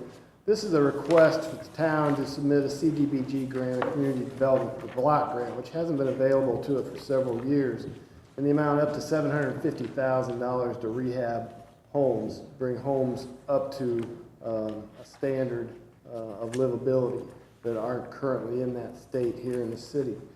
The grant is in the form of a matchable or a forgivable loan to the owners. It has to be an owner-occupied structure. It can't be a rental property. It has to be occupied by the owner of the home. The forgivable loan would be prorated over a period of up to 8 years, I believe, depending on how much the loan is worth. And each year, a percentage of that would be forgiven. And at 8 years, the whole entire loan would be forgiven, allowing these people to get their homes rehabbed. So it's a really good deal, and we believe that we have a need for it in Smithfield.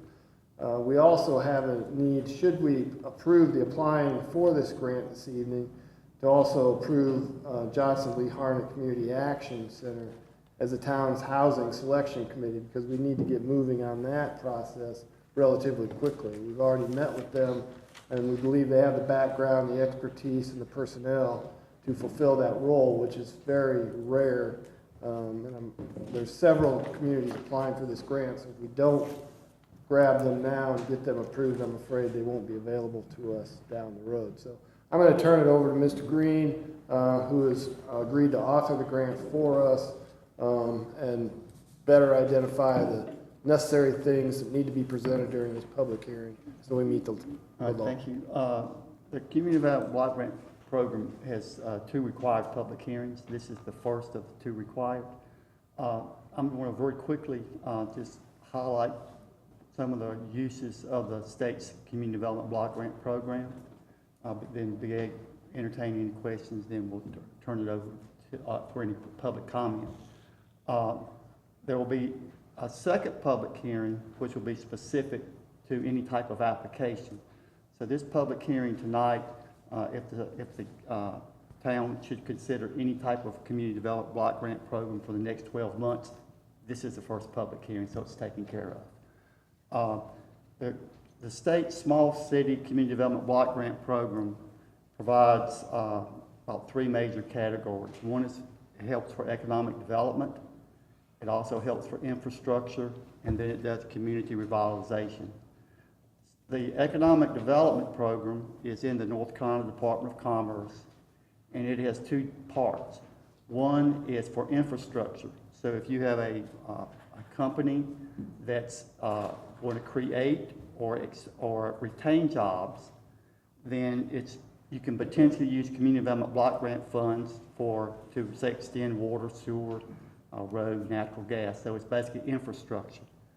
At least 51% of the at least 60% of the benefit must be for individuals having low to moderate incomes.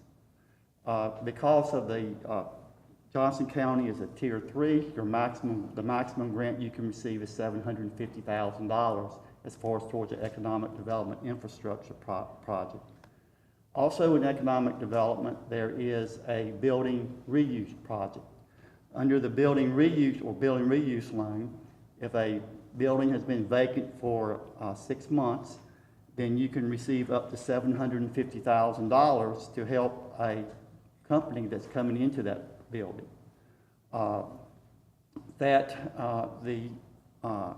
The grant is a forgivable loan that's up to 5 years. So they have 2 years to create their jobs, and then they must retain them for 3 years. It takes 35 new jobs to get the full $750,000. So it's a fairly good project from that standpoint. And again, you must have 60% a low to moderate benefit. So they are the main economic development programs under the Community Development Block Grant. They also have an infrastructure. The infrastructure is in Division of Environmental Quality. Can be up to $3 million. It's for water and sewer. You must have at least 51% benefit to low to moderate, and it must be in a concentrated need. The third area, and this is what Michael was describing, is their community revitalization. The state's current revitalization program is maximum $750,000. It must have a housing component. You can do scattered sites, they could have houses all over the place, or you can do a concentrated need. When you do a concentrated need, you may also include with that water, sewer, streets, public infrastructure can be a part of a concentrated need project. At least 51% of the benefit as far as to the households must be to low to moderate. That's the basic uses of the state's Community Development Block Grant Program. I'll be glad to entertain any questions you may have on it. Questions for Mr. Green?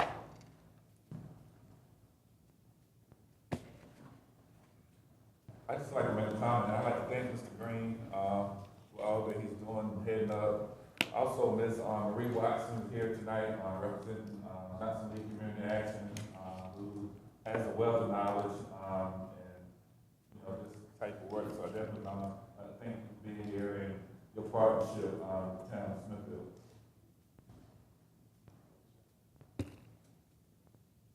Any other questions? Is there anyone in the audience that would like to speak for or against this matter? You don't need to be sworn in. Not for this. If you don't mind, because we are recording this, if you would please come to the front, state your name. Emma Gimmel. I live at 207 Hancock Street in Smithfield. I would like to know if this grant could be in combination with any other grants that would help with water and sewer, because we have a great need of redoing everything in this town. I don't think anybody knows where the water pipes are. We're trying to figure it out. We're finding out when the leaks occur. We know when we see the leaks. Yeah. As we mentioned, the Community Development Block Grant, as far as the neighborhood revitalization, it must be, again, associated with housing, so it would have to be a concentrated need. But within that circle where the concentrated need is, if there is a water, sewer, street, drainage, if those problems have been identified, then they can be a part of the application, a part of the project. Now, one thing, and again, this is from if you are preparing applications, is they are competitive throughout the state. So one of the things you look for is need. So that goes to, say, the low to moderate income when you look at that. So first, the area would have to have at least 51%, but if you want to get competitive, then you're probably at 70, 80%. So the program is set up to try to go to those pockets where you have the lower income. So yes, it could be a part. In I've been talking about a bigger picture. Right. Well, This could be well, something when you did the bigger picture would fall under the infrastructure program, which is under Department of Natural Resources. I'll get Diener. It's over in water, and that's where you can get up to $3 million. And again, that requires the service area at least has to be 51%. I have worked in counties where we had it at 80 and 85% and still didn't get funded. So again, it is extremely competitive, but that is another a source which again, as a county, as a town defines its needs, that would be something that they could potentially look at.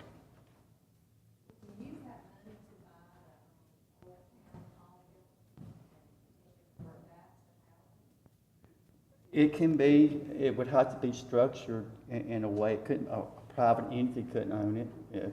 If something like the town created a nonprofit, and there are ways that you can work things like that. Have to be tied to jobs, though. If it was, you could do housing under like the neighborhood. I mean, but that would be. But we're talking about economic development. Right, but I thought she said, she changed it. But what you'll find there is, what you find is if when you do something like that, for it to be viable, you have to have all your financing in place. So, an example, the city of Dunn, where they had their the Hornet Training School, is they converted the old the school main part into apartments. But they had like $500,000 was community development block grant, but it was about $3.5 million that were from other sources that lots of private developer brought in that worked with them. So that's the thing when you look at something like this. Again, $750 sounds like a lot of money, but when you're doing something like that, it's not. So it's got to be, you got to think ahead, but you got to be able to bring everything together at one time. So do we have, I guess my question is, do we have a targeted project in mind? We're just trying to get, because you'd have to specify what you're doing to get the money, right? You can't just say, hey, $750,000. On the neighborhood project, we have looked at a place that's in, help me over town, the Belmont area, and that we would basically look there, and what we would do is basically say, okay, this is going to be our border, and then just work our way down, and that would be the concentrated area. Councilman, it's our hope that this is just a beginning. We hope that once we start rehabbing homes and we move in a concerted effort throughout that area, that as years go through, we'll continue to get grants and we'll continue to move that line and we'll be able to improve quality of homes in that area. Because when you look at the area, when you start thinking the houses have to be owner occupied, and then you have to meet the income levels. And plus, the individuals have to want to participate in the program because it is a forgivable loan. That even though you're starting in the area, it's not going to be every house. As you work your way. And again, I think the idea was that you start at one area, and then as your success, you just keep expanding. So you just keep expanding your footprint. How do you tie jobs in with that? Not jobs. The housing rehab doesn't have jobs. Okay. Right. A job component. The economic development portion would. It might be helpful, Mike, if for 2 minutes you could maybe explain to Ms. Gimmel some of the other grants the town's always applying for grants for various things, and we have gotten some for some of the water and sewer needs, so I can't tell you specifically what they are, but maybe Mike can. Yeah, we are currently working on a stormwater plan throughout the town. We have a $70,000 grant from Golden Leaf for that. We've added $30,000 of our own money. So we're spending $100,000 on stormwater action plan that's going to cover the entire town. And we also have a $500,000 grant from the same entity, Golden Leaf, to expand the 16-inch water line out on Durwood-Stevenson Highway, go through phase 1 of that operation. So is this a master plan, or is this just piecemeal? Which, Any of what you just said? well, the master plan, the stormwater is a master plan. That is the master plan. The other one is not stormwater, it is potable water to increase our water flow to the west side of Smithfield.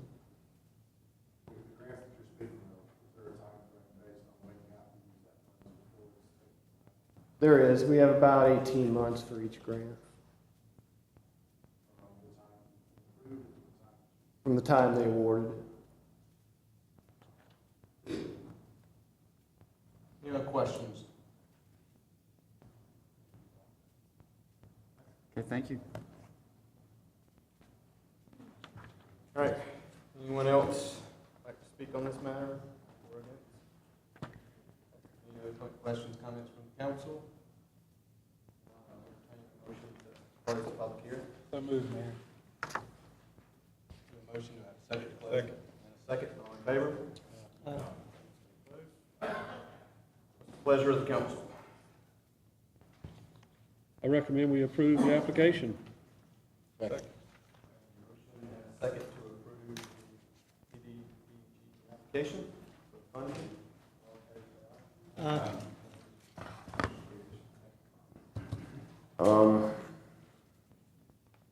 Do we also need a motion and a vote for the approval of Johnson Community Action as the Housing Selection Committee at this point? I amend my motion to include that. Rick, second. John, you're okay with that? Second that amended motion. All in favor of the amended motion? Aye.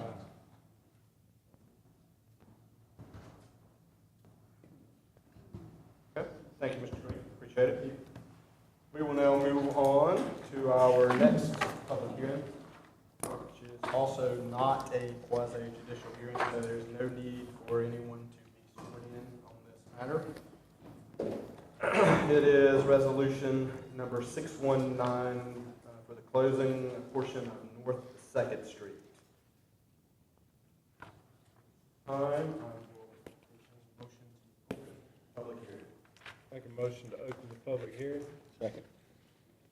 Second. All in favor, say aye. Aye. Opposed? Gretel, turn it over to you, sir. Thank you, gentlemen.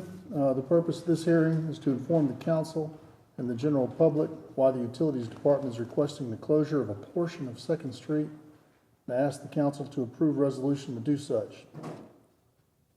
What we should discuss tonight is why we need to close the portion of the street, who this closure directly affects, and the next steps to take. So why do we need to close the street? As we've gone over many times, the street needs to close so the water plant can be expanded. The site will be an active construction zone and will require machines to operate and structures to be built within the existing right-of-way and pavement. This is a result of growth, both existing and expected, in the coming years. In order for the town to grow, we will need infrastructure. Least among these needs is increased of fire protection. Although we currently have adequate supply for this need, expanded infrastructure will add the burden to, expanded town growth will add burden to that infrastructure unless the supply of water is increased. I should mention that we are only interested in closing a portion of 2nd Street up to the point where it meets Hospital Road. Hospital Road is an NCDOT road, and we have no interest in closing that portion. So here's a slide of the site as it is laid out currently. This view illustrates the section that we are intending to close. By closing this section, those that use Second Street may still ingress and egress via North Street and Buffalo Road. Again, certain structures will be constructed within the right-of-way of the existing road. This is the number one reason that the road needs to be closed. As you can see, the existing right-of-way will be impassable. So who does this closure directly affect? All landowners adjoining the closure are affected and by law must be notified. Fortunately, the town owns both sides of the road. Others affected are mainly those that use the road for ingress and egress throughout the town. Existing utilities will be kept functioning, and if any utilities need relocation, that'll be part of the water plant expansion. This is the representation of the adjoining landowners. Please note that there is no business that is affected by losing customers, and no property owner is aggrieved by loss of access to their land. So what are the next steps to take? After the public hearing is over, if the council desires, the council may decide to approve the resolution. The town will then hire a surveyor to create an official map of closure, and will get it recorded down at the courthouse in accordance with the law. The date of the closure is September 1, 2018. We chose this date to allow the surveyor to have enough time to survey the area, record the map of closure. Further, this will allow the town to advertise the closure to all the citizens in the town, thereby allowing the traffic to find alternative routes. So in summary, we believe the street must close for the water plant to expand. We're going to need to provide water for a growing town, both tomorrow and the next day after, and provide adequate fire protection for the expanding town. What the staff is asking for is to approve the resolution to close a portion of 2nd Street. Thanks, Ted. Mayor, I'd like to address Mr. Tree on this topic. Thank you for your presentation. I have had the opportunity to meet with some of the citizens in the neighborhood, and there's a lot of concerns and questions that's there. I think that we need to, before we take these next steps, just take a time and make sure that we have a lot of questions. For example, the project, what are our alternatives? The funding, what if it doesn't happen? The water plant expansion. But I don't think all that can be addressed tonight, but I do want you to know that it is important that we hear what our citizens have to say, because it does have a drastic impact on the community there at hand. We've only been given one site plan or idea of a site plan. I think we need to have some more stuff that can be seen by the citizens. That'd be a problem. There are no final plans, but certainly a sketch plan or a layout similar to what we have shown earlier can be made public. I have no issues with that at all. Well, some of the major concerns, just keep in mind that this is where these people have called home for many years. They've invested a lot of money in their residents in that area, and not just in that area, but it's going to affect other parts of that area.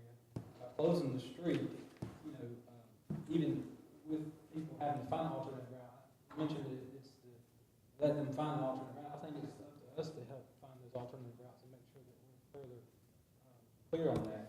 We did ask about, discuss in our budget session about the traffic and how it would impact the area. We still don't have a plan as far as does that need to be a three-way stop there at North and Buffalo? What are we going to do to that extra traffic?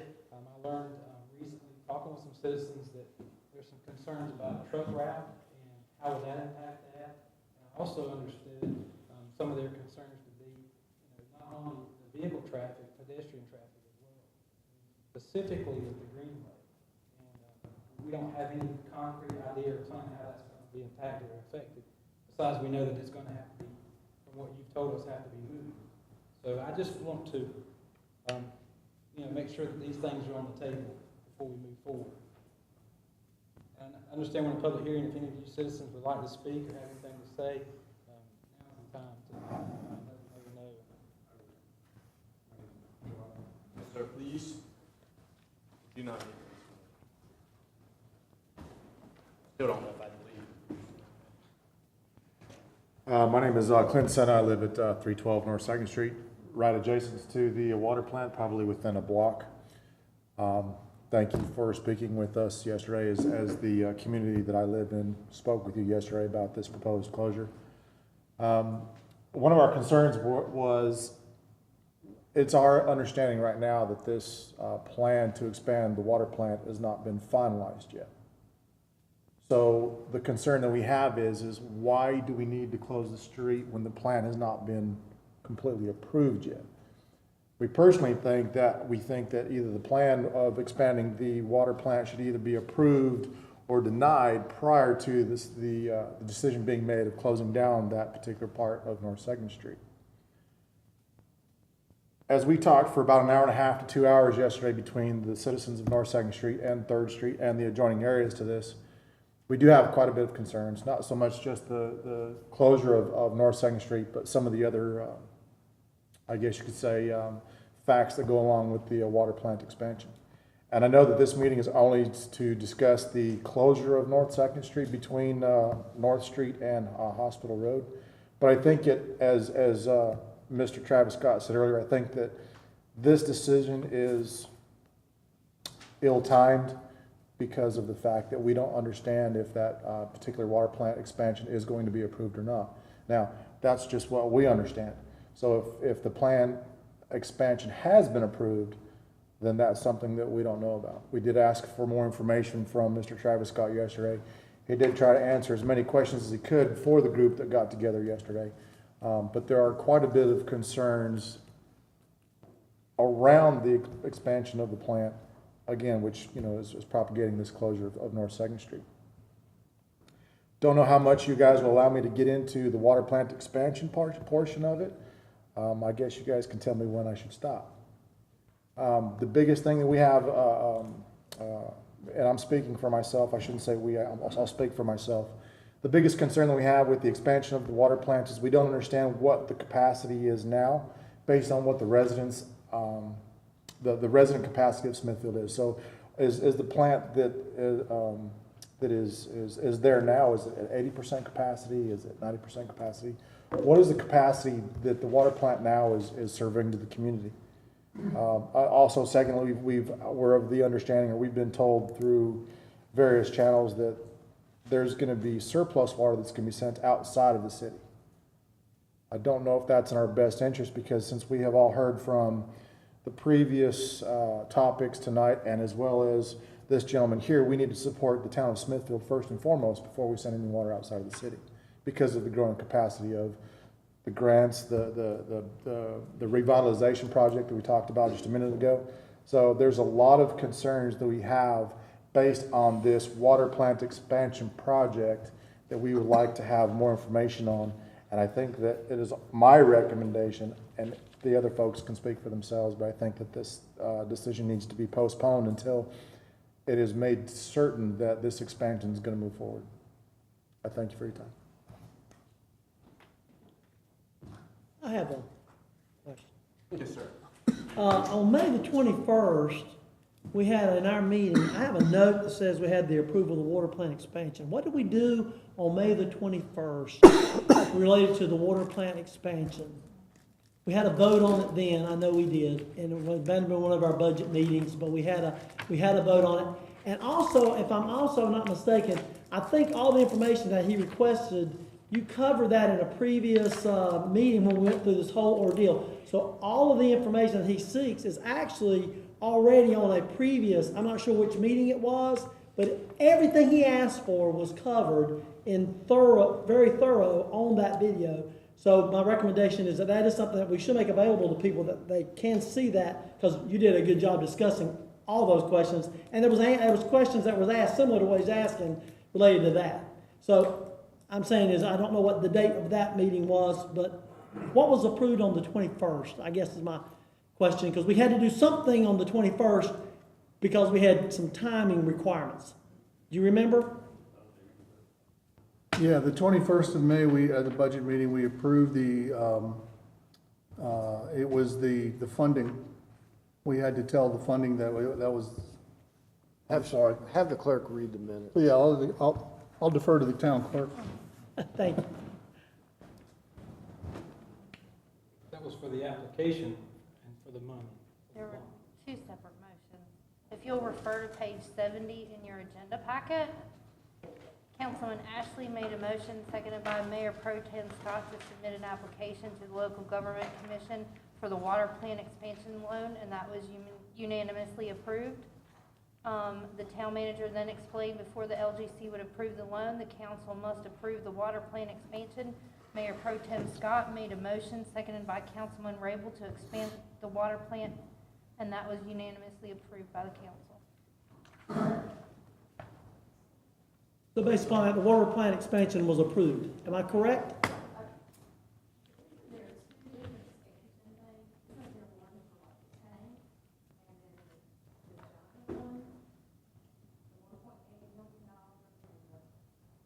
There's only one water plant expansion. It entails all of what you just mentioned and more. So when we asked for the information yesterday, was, hey, you can find it on this particular website or go talk to town planning board. There's no reference there, but it already been approved by this board. I wasn't there for that meeting, so I can't answer that question. In general, we've been talking about water issues and water plant expansion. I've been on the council just a little over 6 years. We've been talking about that since I got on the council. Our water plant, and Ted will correct me, our water plant is aged, to say the least, and it needs to be updated and expanded. We do have water needs. I will tell you that it was a number of years ago, before the expansion started on Booker Dairy Road. I'm not going to tell you who said it, but the quote to me was, "I hope there's not a fire on the second floor of a school out there, because our water pressure is so low, we may not have the pressure." So we have been working, the council has worked hard to get to this point, to upgrade our water pressure, upgrade our water plant, and this is not premature. But does that all do with the pipes as much as it is with the water pressure with the pipes? You know, if you've got dilapidated pipes. It's all of the above, is everything. So let me ask you a question, because the information that we got yesterday was, or it's been tossed around, is any surplus water that we generate is gonna be sent out of the city. Is that not? There is a contract, we have a contract to sell water to the county. We're not selling it to any individual I heard a rumor that somebody downtown was saying we cut a deal with Novo. We have a contract to sell water for the county that's been in place for a long time. It's just been renegotiated. And every gallon we sell the county helps us to fund the expansion of the water plant.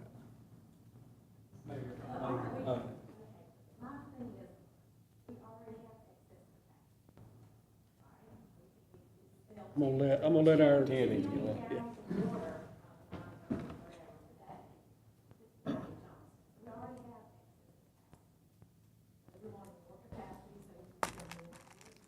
No, so we can prepare for growth. And we're not going to until we can provide infrastructure. He can deal with specifics on that.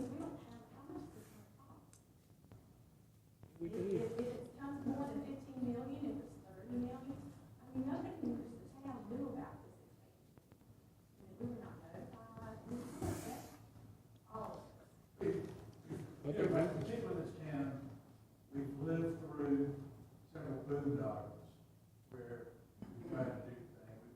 We came down with electricity, so it came down like a great deal, that ended up being on the thing. Then we came down with a shred, we're having to pay about $70,000 a month. Are we making money right now? Are we making money, or at least breaking even on a monthly basis with the water system we've got going on right now? Are you telling me we got to pay $15 million before we have a chance to break even? We have to put this expansion on, or we're gonna just lose more money every month. We're not losing money. I'm just confused about why this is the first step. I think the water expansion is a great idea, but it seems like if you're gonna close down the road, you should be able to show the people that it's gonna affect more than just a couple of vague circles. That's what I'm confused about. It seems like there should be a finalized plan of everything that's gonna happen if you're gonna close that road. I think the water expansion could be great. road, closing access to a greenway, which is one of the big draws that the town has right now, a really cool thing that tons of people use, and you're gonna close down the road at step one. We don't even have a finished drawing of what's gonna happen. Doesn't seem like there's enough stuff for your first step to be closing down the road in September. I think that, to me, is the problem more than anything else. If you have a whole finalized plan, what's gonna happen to the greenway? What's gonna happen to all these intersections? Then you can say, all right, we need to close the road, and here's what's gonna happen. It seems to me, y'all are saying, we're gonna close the road, and hopefully good things happen. What they are, we don't know. But hopefully, this will all work out, and there'll be great access to the greenway, and hopefully, the water treatment facility is gonna expand this way. And it seems like a lot of those questions should be asked. Then you can tell people, we're gonna close down a road that's been open my entire life. Well, funny you mentioned that, because my question months ago was that part of Second Street ever opened? It wasn't. It was just sort of taken over. And all these are good things, but this is your first. It was never officially opened, in my knowledge. Tell us what the whole thing's going on, and then people can get behind something. But right now, it seems like you're saying, step one, close the road. Step two, figure out exactly what's gonna happen. Yeah. And I don't think anybody's comfortable with that. Does the road have to get closed down? Can't the site be moved a little further back? Ted, can you address where we're at with the engineering on this? Yeah, one of the earliest processes is you have to submit an engineer's report to the state, and that has to be approved. That's gone through 2 rounds of review already, and just today we got the final comments. That'll be resent back to the state for approval. After that, you start construction plans. The engineer's report is based on a sketch plan. And the sketch plan is, in essence, what the circles and the boxes you see up there. I believe it was last December and again this April where I went through this painstakingly to everybody who was here. Fortunately, you guys were not here. That's fine. I'll go through it again. I don't mind. I'll do it. And that's what I'm here for. No, I'm not blaming you at all. I apologize if you feel that way. That's not what I'm saying. People would have been here. I understand.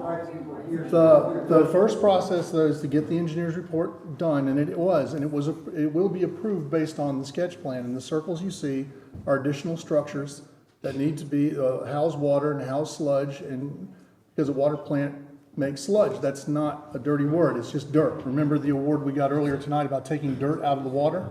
Well, that dirt doesn't disappear, we have to stockpile it somewhere.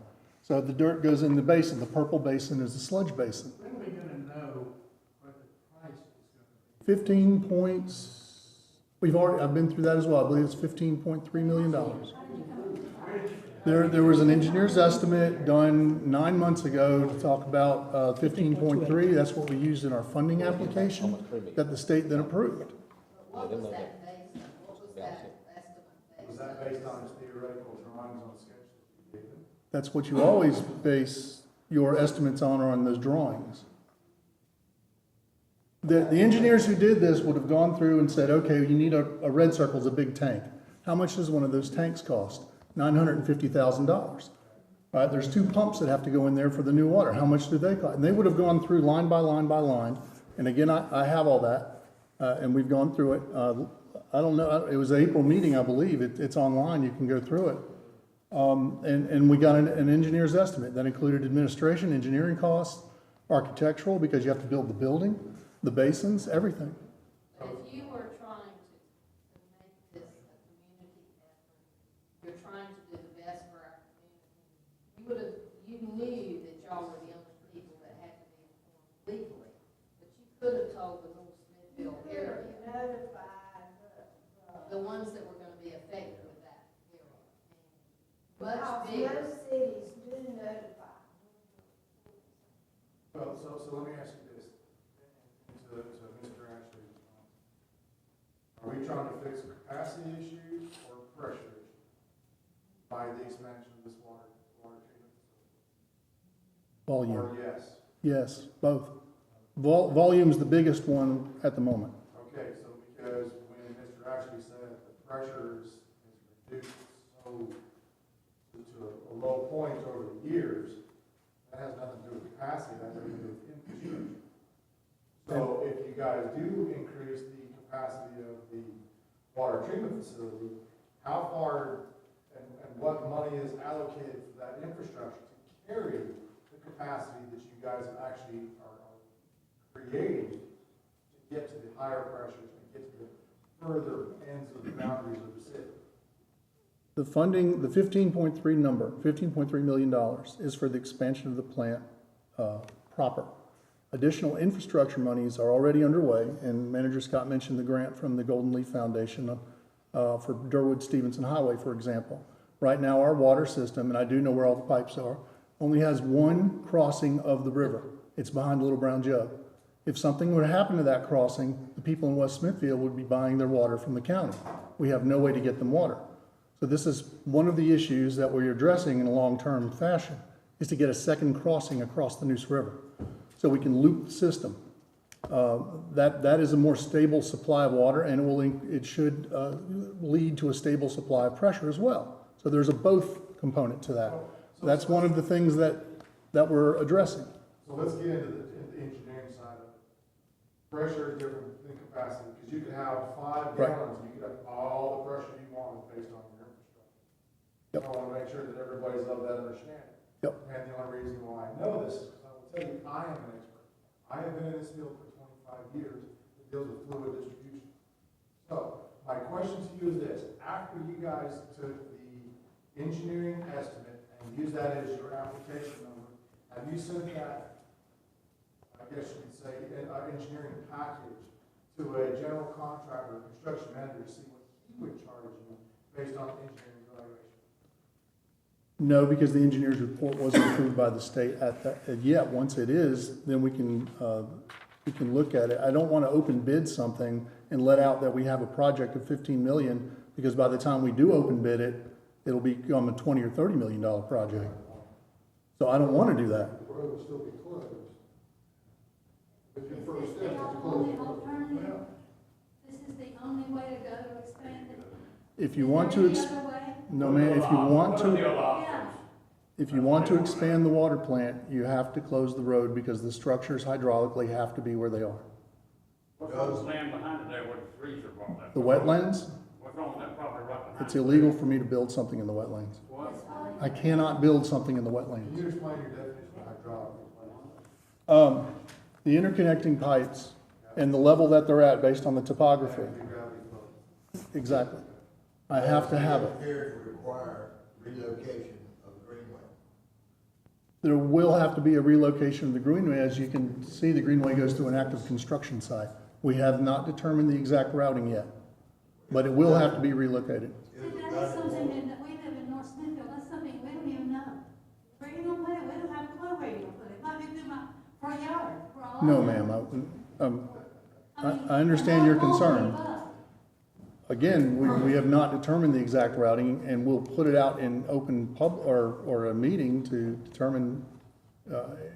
But can you close that, was that a state or federal funded thing? The greenway? Yes, sir. The greenway is part of the Mountain and Sea Trails. I can relocate it, I cannot close it. You can relocate. I can, I've already cleared that with the Mountain and Sea Trails people in Raleigh. And how much will that? Is that? Well, I don't know the exact routing yet, so I can't tell you the exact number yet. See, if you have a more windy road and you go over more bridges or mountains, it costs a whole lot more than a flat, straight line. Will you have to cross Buffalo Road to get back on it?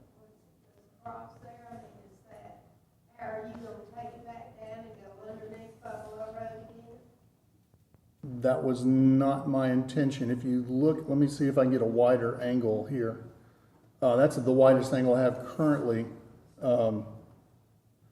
So you can see the greenway that actually is between the little white circle at top. I believe what we're, and there's different versions, so if I say something, I don't want you to, one of the versions is to take it between the operations center.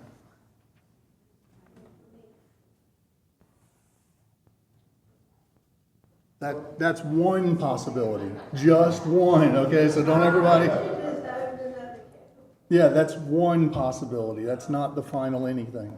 And I know Mr. Lampy's already been talking to me about it, yes, sir.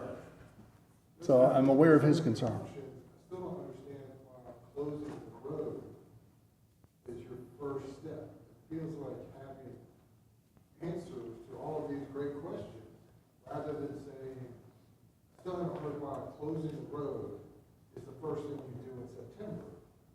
When you don't have the answers to all these other questions, you still don't, I don't have an answer to that. Why close the road first? All right, well, if I relocate the Greenway and I have to cross Second Street, I don't want to cross an open road. My understanding. With the Greenway. I wanted to secure the loans through LGC. That's the part I don't understand. Step one, close the road. Step two, figure out what it is. So let me ask you this. So we also heard too that since the expansion of the water treatment facility is going to take place on the corner of North Second and Hospital Road.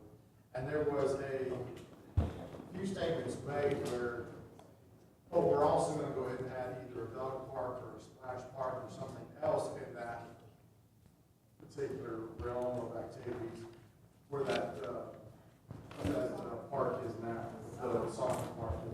I cannot comment on Parks and Rec or any park or anything. I'm just trying to get a road closed and a greenway built so I can construct a plan. If I can interrupt here for just a second, we probably need to get a little more organized because the clerk has no idea who's speaking and when, and she needs to keep proper minutes, and we're not able to do that. So, we want everybody to be able to speak, but we really need to get a little bit more organized. Mr. Lampy. Guy Lampy, 415 North 2nd Street. I live adjacent to the cemetery, and then beside the water plant, we have the soccer field on the other side. We've always had that buffer with the water plant, the soccer field, and the cemetery, and I like that buffer. And I don't mind the water plant expanding, I just like a buffer with the neighborhood. I would not want the nature trail to come beside my house, or a splash park, or a dog park. I like the soccer field, it's already there, it won't cost anything. So, and Abe had a good point, do we want to close the road now before we have a design for that whole section? Or wait and get a design for the soccer field and the cemetery, and you'll need parking for the cemetery, and the soccer field. You want to lay that out first before you close the street and have a plan the neighbors can live with. I guess that's my point, but I really don't want a splash park or a nature trail beside my house. And I like that buffer we have now with the water plant. And a bigger buffer would be nice, but what we have now works well. But we do need access to the nature trail, and we'll have to go through the water plant somehow, but I don't know why it would have to be moved from where it's at this time, besides the construction period. Yeah, thank you. Is the soccer park going away? That part of the plan? Andy Highland, North Second. Thank you. Hey guys, not sure the exact address, but we can pull it up. At this time, we don't have anything but conceptual designs for Talcott Field. I've shown those to a couple people that are here, but I've explained to them at our meeting that those are purely conceptual at this point, and we have no idea of knowing exactly where any of that's going to go or what we're going to do, and that will be addressed at a later meeting. The only thing in front of us today is whether we're going to close 2nd Street so we can build the water plant or not. And my understanding from our engineer who's in charge of the water plant is 2nd Street will have to be closed at some point, whether it's now or later, in order to put a tank, right in the middle of the road, and as well as construction. So the timeline may be open for debate, but the closing of 2nd Street, it has to occur based on our engineering so far, if we're going to expand the water plant. And I'll say, we have looked at some conceptual plans, and the ones we've looked at, and I can only speak for me, but I don't think the council, I have not heard anybody wanting to change the general nature of the whole area, with the exception of 2nd Street closing. So that it'll still be a park there. Will Talcott Field be the same size?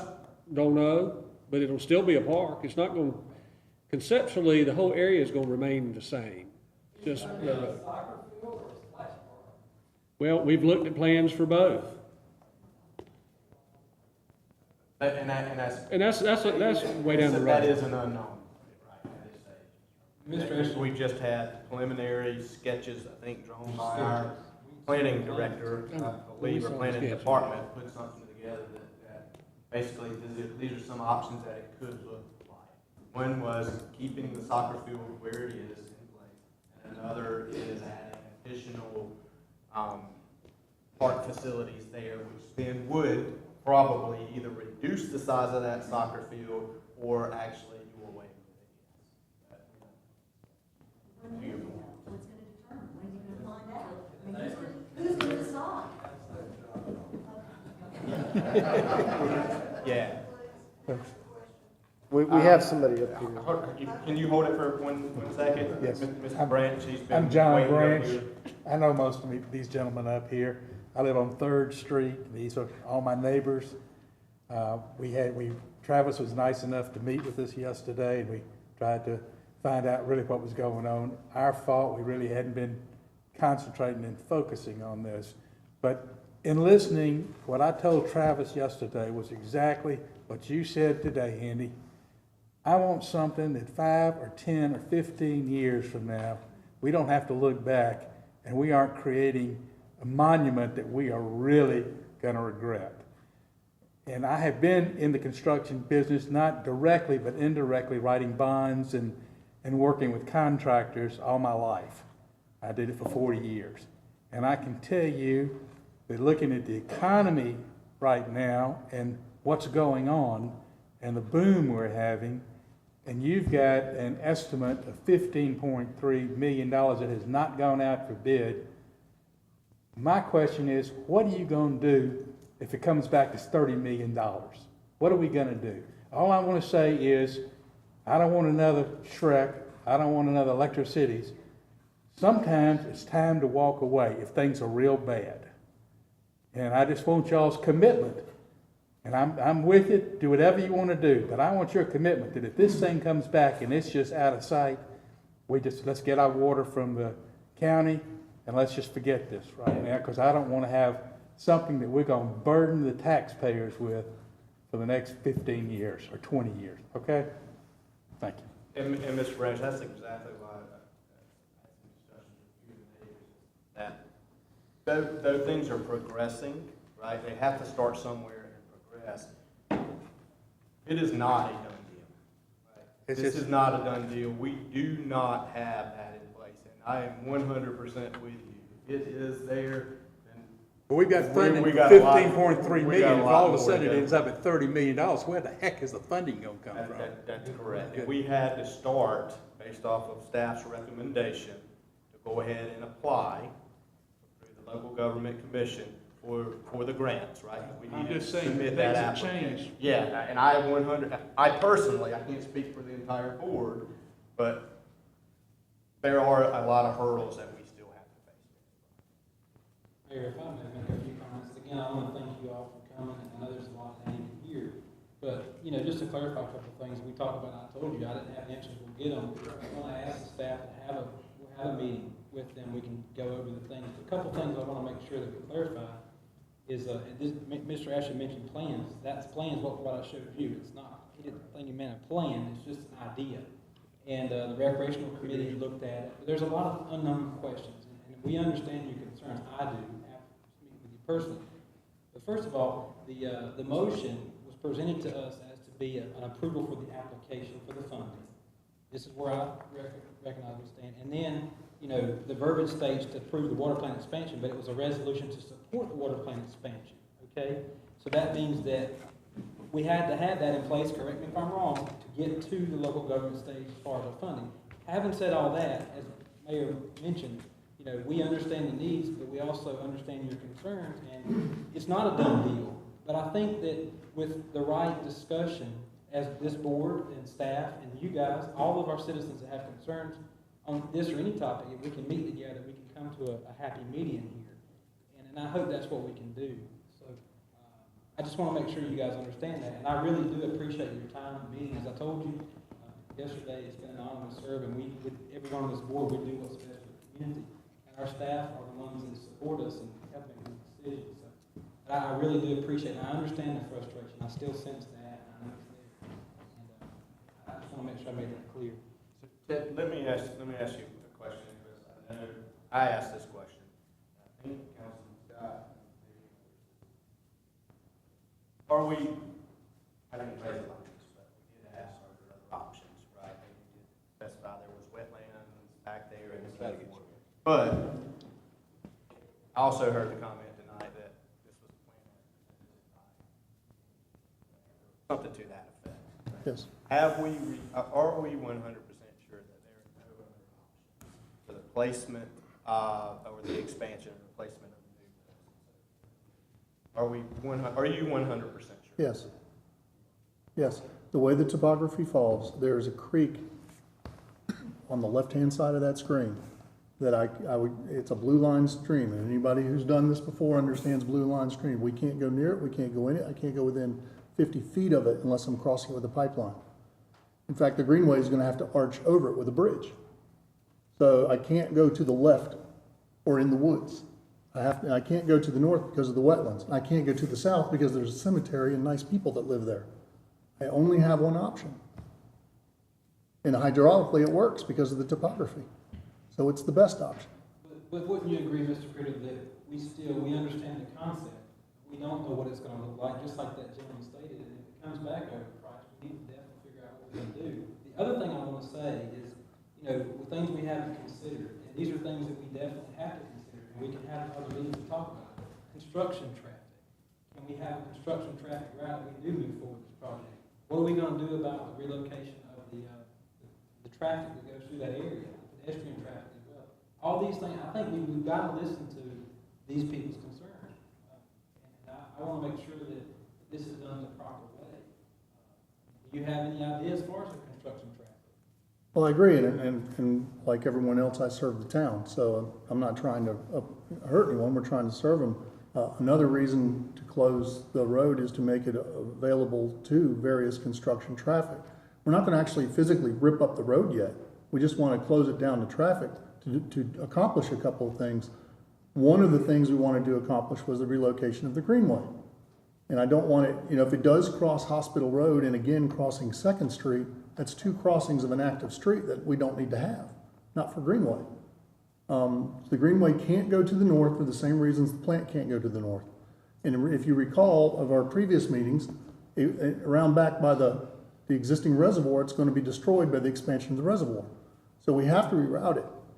And by closing the road in a relatively short, doesn't have to happen in September, maybe October. But I've got to have time to build a new greenway before I start construction on the plant. This was all a domino, 1, 2, 3, 4. Ted, I've noticed there's some equipment back there along the greenway removing some trees. You know what that is? I'm on that greenway 3 or 4 times a week, and I just noticed. Behind the water plant? Yeah, between We the have a boat straight- ramp and the water plant. We have a straight line dredge down by the river at our intake that dredges out the river. But I don't know of anything. Then I know that Public Works was doing some work on the stream, cleaning it out, but that was a lot of handwork. I don't know there was any machines. And then, There's been some machinery down there, but I don't know what it's for. I was just curious. unless, I don't know what that would be for, Mr. Asher. I can look into it. I don't know. What are you proposing? When you look at something in your mind about where the greenway might go. Yeah, unfortunately, I don't have that with me tonight, sir. I did have 2 or 3 different options that I presented. Again, they were just merely options. They were ideas. They're not finalized. But I was working, the things I put out, and then obviously we've had a conceptual drawing. That is actually what I was hoping to do in either August or September, was bring it before council to see where we want. I want direction from the council to tell me where you would like the greenway.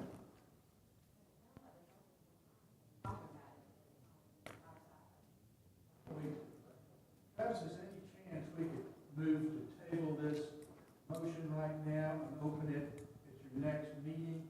He'll have the information we need on the greenway. We'll come back. Why don't we do a meeting, an informal meeting between now and then, where you can lay stuff out on tables? And we can actually have a community meeting. And we've had one. I don't know what the status of the women's club club is, if that could be utilized, or is it in it, no condition. I know back several years ago when we were talking about, we held a community meeting there, but, I mean, we certainly can look for another facility there. We could do it at the meeting space downtown. Right here. Probably. Or we can do it here, yeah, sure. That is a, who the women's club is owned. We would very much like that. Okay. The manager's telling me right now that it's sort of, obviously, right? It's a mess. It's a mess. As far as ownership. Well, how do you unmess it? Well, the women's club's actually owned by a Raleigh, group of the women's club in Raleigh. And, they don't really want to claim ownership of it. And somebody, I'm not sure who's cutting the grass over there. But because there's no zoning violations, we don't get involved in it. Well, they say they don't have the authority to sell it. Authority. They do not have the authority to sell it. Well, I had some people approach us wanting to purchase it, and I did some research. It's just gonna sit there and deteriorate and be an eyesore. That's another issue.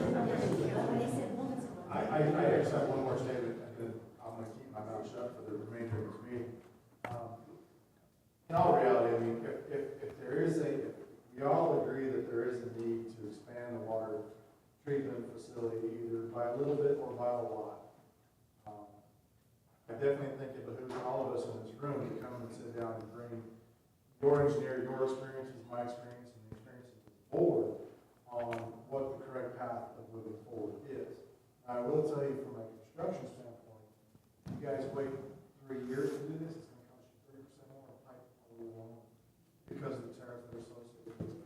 So I know there's a time-sensitive issue based just on materials alone. So I understand that part of it. But as everybody else understands though too, we can't just throw it in and expect it to work either. So I definitely understand there's debate for a need, there's debate for costs. That was the reason why I asked how far it got to the construction manager side, because I don't think the $15 million is a real number. I think it's going to be more between $20 to $25 million, all in once it's paid by a construction manager. There's one other urgent matter too that was not mentioned, but was mentioned in the previous meetings, is the fact we also have a timetable by which we can tell the state or somebody we can draw water. Is that not correct? If we did not choose to draw the water, the county will take the water. Then we don't have that option anymore, and we can't do any expansion, and we're totally relying upon somebody else for our future. So it was also a time limit of, we have an option if we take it now. If we wait, we don't have that option any longer. And to be honest with you, that was I think I speak for most of us. Well, I think we kind of hesitated. Is there a way we can wait? But there's really, to your point, the cost of building is one thing. And if we ever want to do it, we got to do it now or we're not going to do it. It just came down to that choice. Are we going to do it or not do it? And the future growth of our town, because we know, if you've not been coming to our meetings for a long time or listening to our stuff, our town is growing very rapidly. There's a tremendous amount of expansion that's coming across the town within the next few years. So we might not even look like the same town in 5 years from today. But if we don't have water and we don't have infrastructure in place, then we're in deep trouble. So we really didn't have a choice, I think, as far as the expansion has to happen. And so the choice is, what's the best choice on how we do it? I think that's pretty much. And like Travis said, we don't have all the answers, but it sounds like some of you guys are here starting at square one. We've been to square one. We're a little bit further down, and I realize you're not informed of that, but, a community meeting would be good. I think that needs to be had. And since you brought up Track a couple of times, when they had the public hearing on Track, there were only 2 people there asking questions. I was one of them. And nobody else here was the other one. So, yeah. I know. I think we've had 2 times we've been sold bill of goods. I think electricity is bill of goods, and I think. Are we out of that? Yeah. We're out of that. So all I'm saying, boy, And the sewer plant. this again. and the sewer.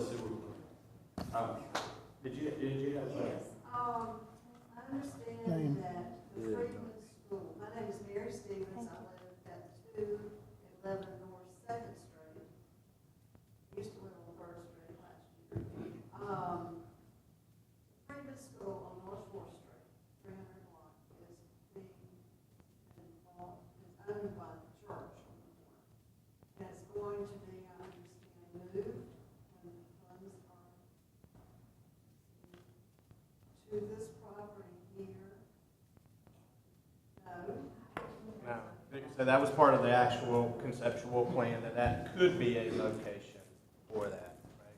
That's where the Heritage Commission has asked it to be moved, but the council hasn't given authority for it to be moved. They, I serve on the Heritage Commission, and I just wanted to bring this up, wondering where people would park if the street's closed, how people are going to get to their cemetery, etc.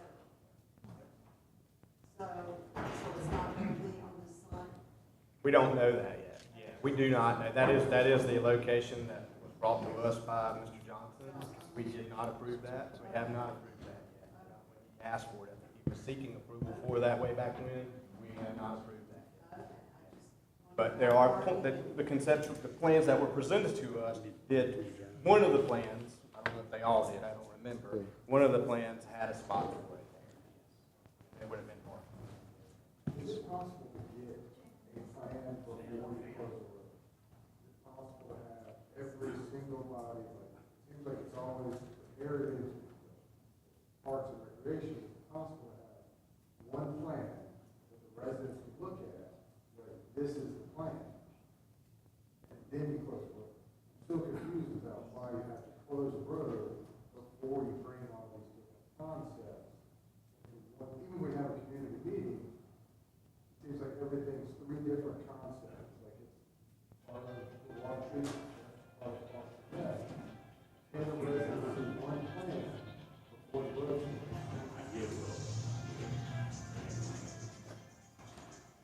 As soon as we finish this call. So, hey, we certainly can work, I think staff can work on some more detailed plans and so forth to have at a community meeting, whether we have one or several, that kind of like's been presented to us, and then get that input. What I heard him say tonight is, based off of the engineering so far, the plant has to go where it is, right? And because of that, the road has to close. Is that's what I heard him say right then. I've challenged to look at different areas and so forth several times. I haven't received anything back yet as far as an additional, right? He's coming back to this is the location. I can only rely on my experts, and the council can only rely on their experts, which is staff, right? So, with that being said, yes, we can have plans, whether it's one, I mean, we can come with one, right? But I think probably the best thing to do is come with, like we were presented, several, and then get input from the neighborhood. And I do want to apologize, I don't think anyone on the council realized that there was going to be this much opposition to this, right? We certainly would have had the community meetings, right? It wasn't until, when organized recently and so forth. So I want to speak on behalf of the council, my apologies, because we were following the law, right? We probably weren't the smartest when it came to politics and having it done. We were following the law and who we needed to contact. Okay? So we can certainly schedule, neighborhood meetings to meet and let's come up with this. Are we going to make everybody happy? I can tell you right now, absolutely not. But we can certainly try to make as many of you happy as we can. Ms. Holland. You can. Come right here. You want to speak first, Ms. Holland, or? I want to make a motion. You want to make a motion? I do. Okay. I want to make a motion that Ms. Lampe speak first, and then that we table this matter to the next meeting and have a community meeting 2 weeks from now, where we can all get together more informally and discuss this matter. Do what? No, you go ahead. We gotta get a second. We're going to table it, so if you don't want to speak right now, that's okay. No, I have been on a little tirade for a month. I came down here a month ago at town meeting thinking we were going to talk about the water plant, but you know, it got tabled and it was decided that the street closure was the first thing. So that was on a Tuesday night. On Thursday, I usually clean my yard, and I was doing that, and there was 4 fellows from the town. They were across the soccer field, and so I see them doing all these things, and this is how I learned about what was going to happen. That we were having a water plant expansion. We were going to have a soccer field removed to West Smithfield. We were going to have a splash park. We were going to have a dog park. We're going to relocate the nature trail. And oh, by the way, there's going to be an expansion of the electrical utility storage facility yard on the Buffalo Road side of the soccer field. Like 5 or 6 different things from the town employees who, by the way, are very upset about all this because they want more money in their paychecks. So this is my little conversation with those folks. So after that afternoon, talking with those fellows, I read on WTBS that you guys have approved for $1.4 million, this engineering thing with the Wooten Group, I guess, to design the water plant. But none of us knew. And I'm just really upset about it. And You know, I love Smithfield. I don't, if we really need the water, I have nothing against that. But it is my understanding that we already have excess capacity, and unless we have this monumental growth, I don't know why we'd want to expand and produce more water for the Johnson County. It just doesn't make any sense to me, other than, just making it bigger. But I can be convinced of that. So, for me, as living next to it, and by the way, we have several properties on that end that would be affected by what happens at the soccer field. We bought the house behind, we renovated the house across the street from us. By the way, I live right next door to the graveyard. Forgot to say that. And we renovated the house across the street. We bought the house behind it, which was the old boarding house. We put an offer on the house that's corner of 3rd and North. They haven't accepted it. So I've invested right much money down there, and I'm just upset about what's happening. So for me, if the water plant does go through and we can afford it for $15.3 million, that's one thing. But I would hope that you not relocate the nature trail by my house and by the graveyard. It's a very small spot that you're talking about. It's under utility poles, and I have a pond in my backyard, and I already get a lot of traffic from the town commons. I feel like I'm surrounded. And like I said, I mowed 4 yards already, and I am upset. I feel it's about me, but I'm sorry. What was I saying?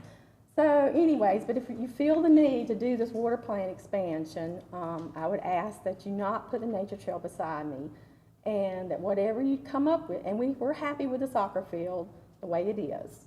But if you close this street, I would like it closed all the way, and put the entrance to the water plant from Hospital Road. I know you're thinking of cul-de-sac, but if you can design something that would make it so all the town stuff has to come that road, not through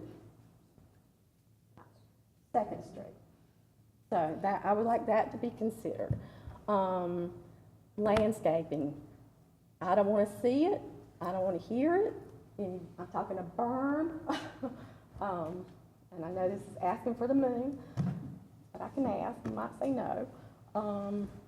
But, it needs to be pretty. We live in a beautiful area, and it now looks industrial, and it sounds like it's going to get worse with tanks and stuff, and who knows what.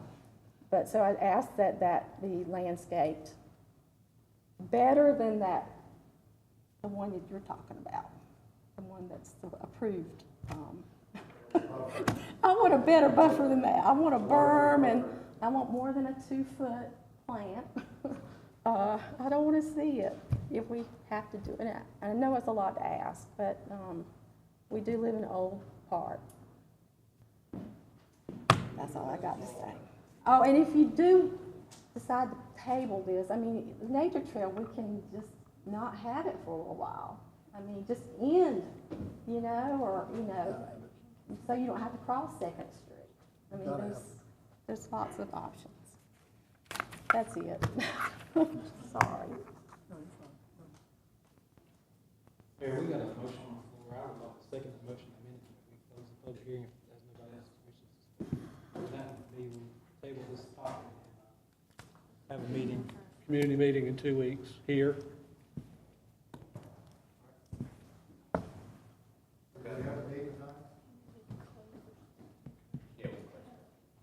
I have a motion to close the public hearing. We're gonna continue the public hearing until the 2 weeks. You have notice requirements in the statute? No, I don't think we're gonna, I think we'll just close the public hearing. We'll have the community meeting, and then we'll bring this topic back up. Is that what I'm hearing? Yes. Right. So we will table the street closure. Close the public. Is that appropriate to do that? We can either pick a day tonight, or we can get some dates. We get, what do you want to try to pick a date? I was gonna say 2 weeks from tonight at 6 o'clock. Here, in this room. So, If that's okay with you. is that? I Yeah, will is that, the manager will not. That's the 24th.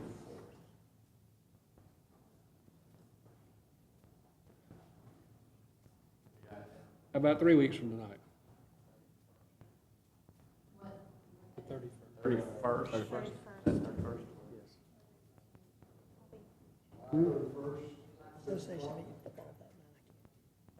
You have it out. I know this is not, I mean, I know you already closed, but what's the deadline from the funding, the construction done? We said there was a time where we had to act on this. What is that time from?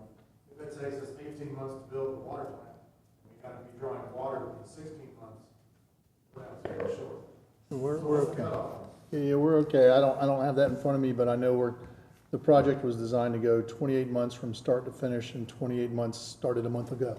So. The 18 months was the grants that we. Yeah, those are the various grants, so we're All okay. associated are separate from the As long as we're not running close to it. No, we're fine. What about a week from tonight? I mean, I'm just trying to find it.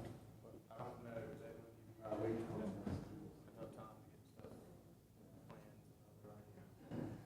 Make sure you have enough time to get stuff together.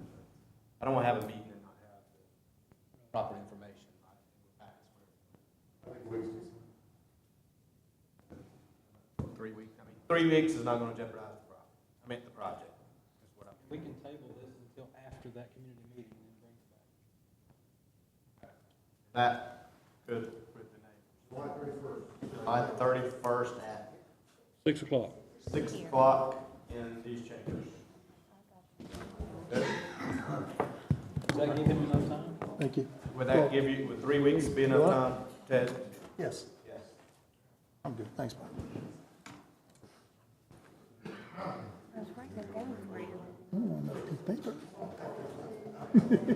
Okay, so I have a motion and a second to close the public hearing.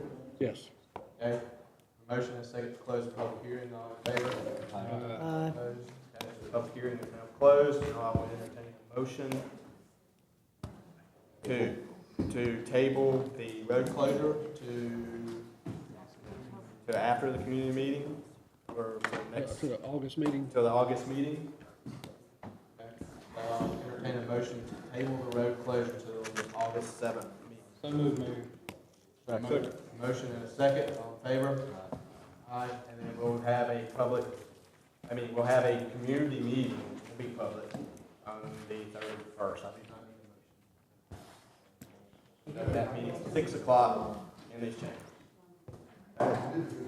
Just so the participants are aware, there's only allowed to have 3 council members there, or we have a quorum, and it has to be an official meeting, so it'll be a Well, I community say we meeting. make it an official meeting.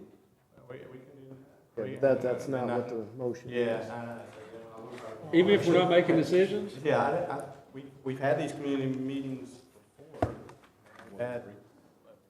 I've been in violation, but we've held community meetings in. But not everyone's in participating. area, well, we had a quorum. You can I just don't notice think it. so. You can notice it. I don't think so. Do what now? Notice a special meeting. Should just notice special meeting? Okay, all right. I entertain a motion to have a special meeting July 31st, 6 o'clock in these chambers. Yes. Okay, motion and a second, all in favor? We will advertise it. Thank you. All right, so we will move on to our next agenda item. Citizens' comments. Anyone here wishing to speak during citizens' comments? All right, anyone wishing to speak during citizens' comments at this time? I don't see anyone. All right, gentlemen, we'll move to the consent agenda. Have a motion. I move we approve the consent agenda. Second. Motion and a second to approve the consent agenda. All in favor? All opposed? Okay. Move we adjourn. Move on to our business items. Business item number 1, consideration and approval to amend the fiscal year 2018-2019 fee schedule for solid waste service due to recent increase in tipping fees by Johnson. Mr. Mayor, if it so pleases you and the council, we could put together that item and the next item together, since they both deal with relatively similar issues. Both of the issues revolve around increases of the county. One is for tipping fees, one is for wastewater, and the request of staff is that we pass that increase through, no more, no less, into our fee schedule. And what you have in front of you is the amended fee schedule to allow that to occur. This we talked about during the budget process. We thought at the time that the wastewater was only going to be increased as of 1st of September if it was increased. But during the budget process, the county changed that to increase it July 1, as well as the tipping fees July 1. So we're already paying the increased fees. We're asking to amend our fee schedule to pass those fees through to the consumer who's using those services.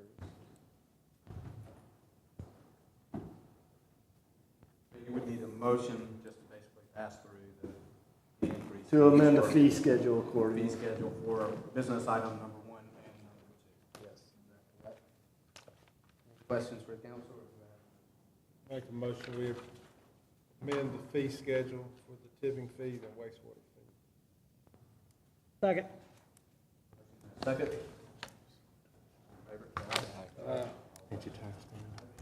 Gary? Good job, Nick.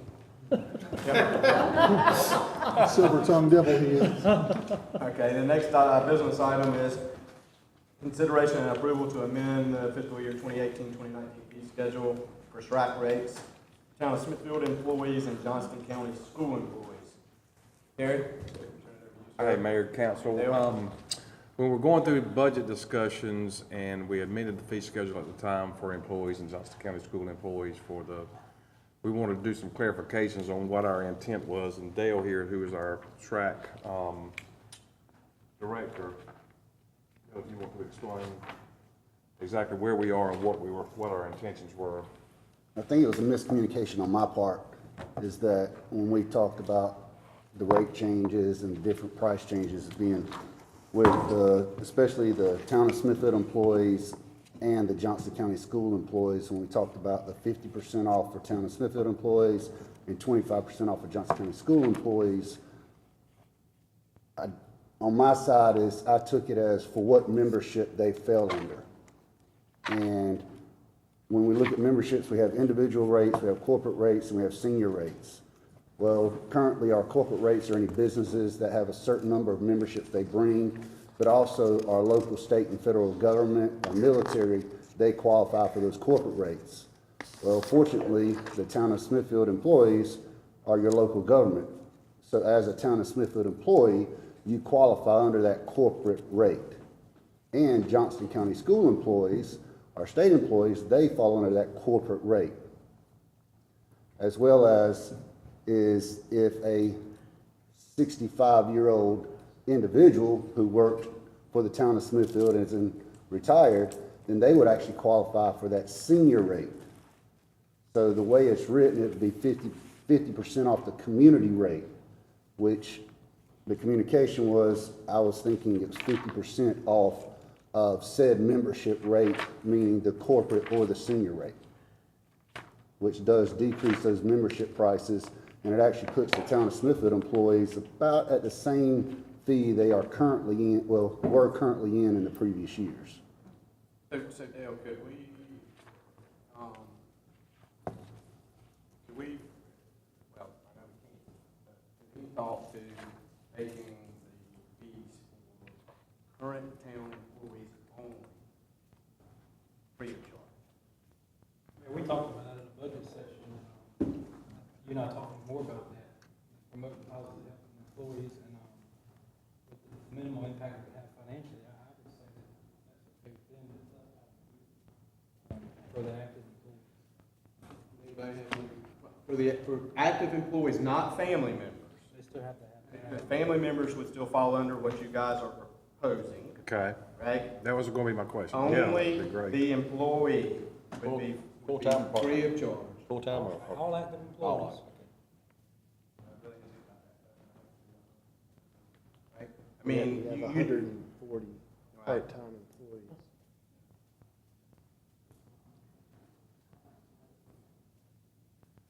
I guess the question then, would you I guess it gets a little dicey, I think, part-time. and I think that's the thing is for our They might be corporate, part-time one week, next week. yeah. So our corporate memberships is we require them to be full-time employees. And we look at it as receiving benefits. And maybe just full. And that's at y'all's discretion. We'll start with full-time employees. From a tax point of view, can you do it, or they gotta be W-2'd on the value of the membership given as part of compensation? I think that's right. I think you have that charge them a value. That was a change in last year, I think, there was a requirement now, because they charge anything above, like you get, example, if you get insurance, and your insurance is better than what the average insurance is, they have to charge you the difference on your taxes, because that's a difference and an advantage over whatever. So they can't just give you that. But I would only say that if we do this as part of our wellness program for our insurance, to lower our insurance rates, I'm not so sure it would be looked at as a benefit as much as it is a mechanism for us to lower our insurance rates.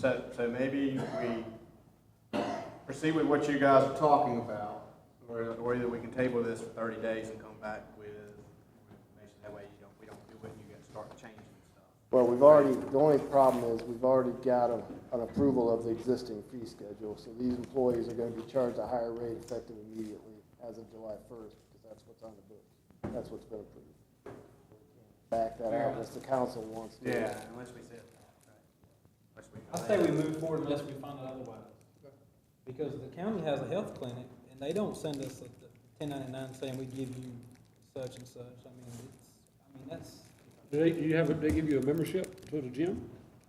No, we don't have the gym member. But again, to your point, we phrase this more of wellness. This is a wellness program, part of our wellness program. Not necessarily membership to the gym.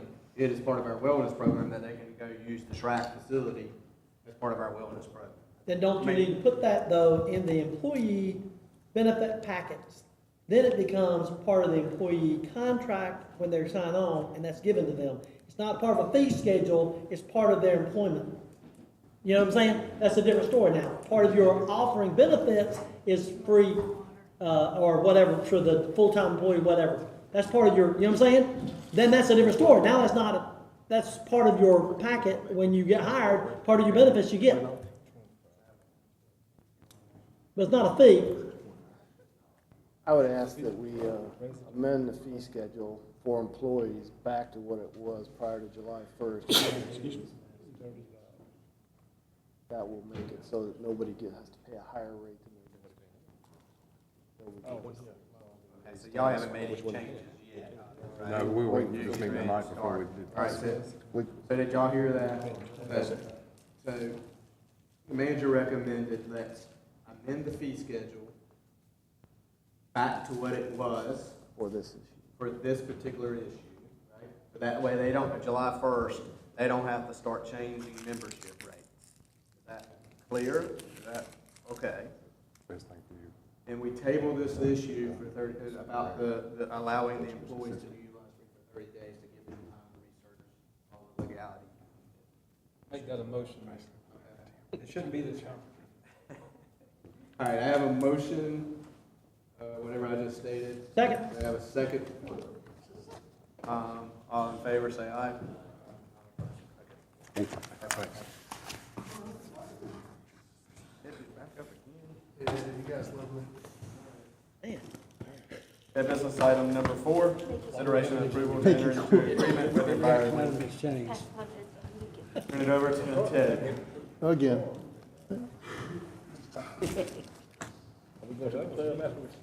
Private club.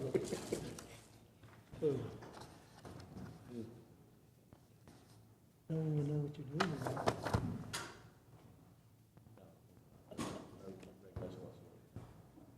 That's a rave, isn't that what they call it? That'd be a rave.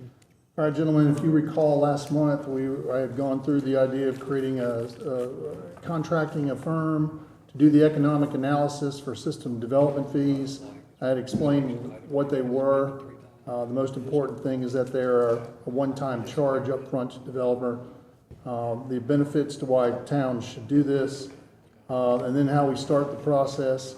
And I got to this point, and I had mentioned one firm, and I believe the mayor mentioned, did you get 3 bids? And the answer to that was, no, I didn't. I just got the 1. And he said, please go get 3.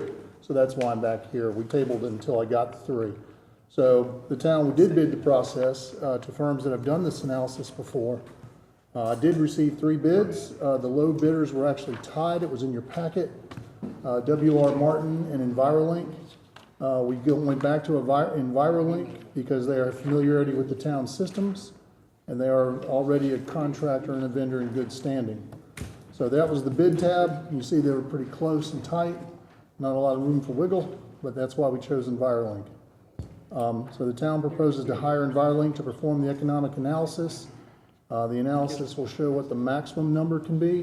The council will then set the fee at whatever level is desired, not to exceed the maximum. This is what's going on around us, where the town of Clayton, the town of Angier, the town of Fuquay, and what Johnston County level for their system development fees based on water and sewer for both residential and commercial. So it's a potential revenue stream. So in summary, the system development fees are a one-time charge to assess new development only. That way existing people do not pay this. Fees are used to offset the cost of capital improvements and allow new development to pay for new extension of services. EnviroLink will be the contractor of choice to perform the analysis to determine what the maximum fee could be. Any further questions on this topic, sir? Any questions, gentlemen?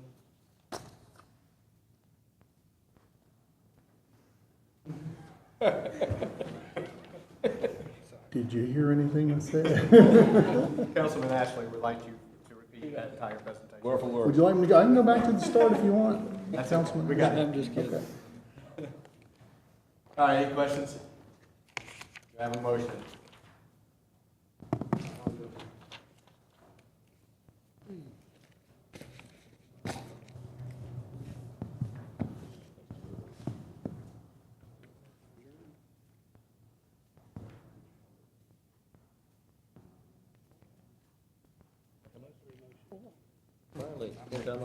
I make a motion to approve the EnviroLink contract in the amount of $20,000. Second.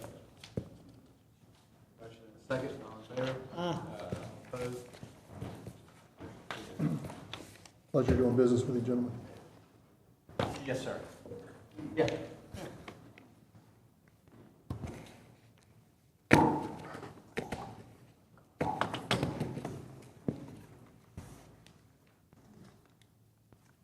Again, my miscommunication, but we were talking about 2 separate membership rates. It was the Johnston County School rate as well as the town of Smithfield rate.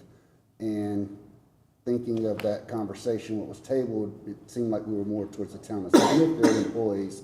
So I really need to have a direction with the Johnson County school employees moving forward, whether that continues at the said 50% off the community rate or under what was.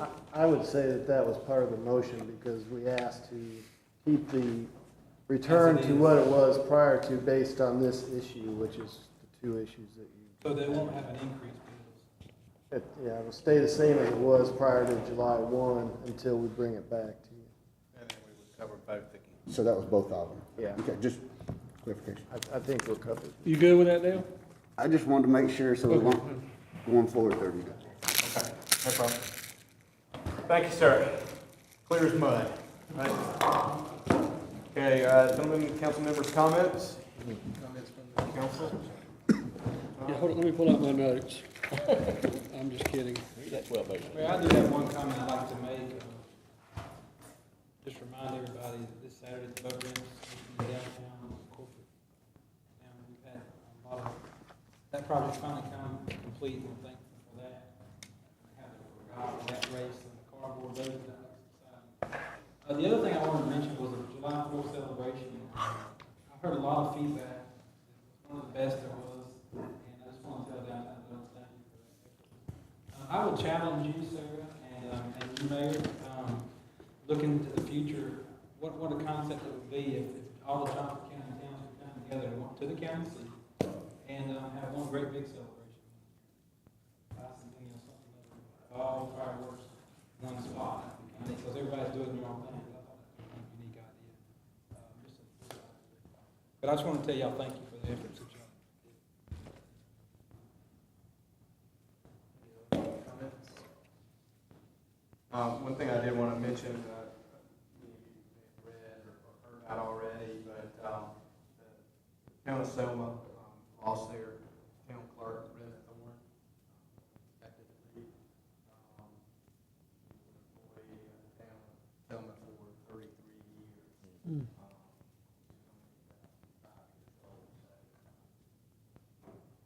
Everybody did not know to know that. I have reached out to Mayor Alden.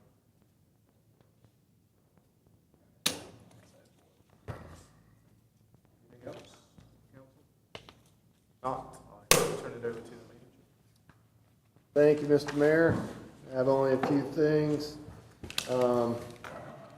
Wanted people to save the date for September 18th. Mostly this is for the public who might be watching this later. From 6 to 8 o'clock, we have a meeting scheduled to discuss our land use plans and our future transportation plans. The meeting will be held at the Schrack, and there will be public notice posted later. That's, again, 600 Booker Dairy Road at the Schrack, 6 to 8 o'clock, September 18th. That's a Tuesday. Wanted to bring the council's attention. Some of you have already seen it, but we have been working to apply a video camera on top of the pole next to on the corner of 4th and Market Street, where we can allow access to that view to the public on our website as well as the media. Something similar to what they do in other cities, where they can go flash to our city, see our downtown, and discuss the weather, whatever happens to be happening. We can also move that camera around from our building here, 360 degrees, to see all aspects and record things like the Christmas parade or the Martin Luther King Jr. parade to later post on our website. So that's exciting for us. If you want to see the video before you leave tonight, because we're leaving so early, you can stop by my office for a minute. I'd be glad to show it to you. Also, we're working on creating an app for cell phones for the town, which will be available both on Android and Apple phones, that will link to our website, provide information to our public in a more futuristic manner, I guess.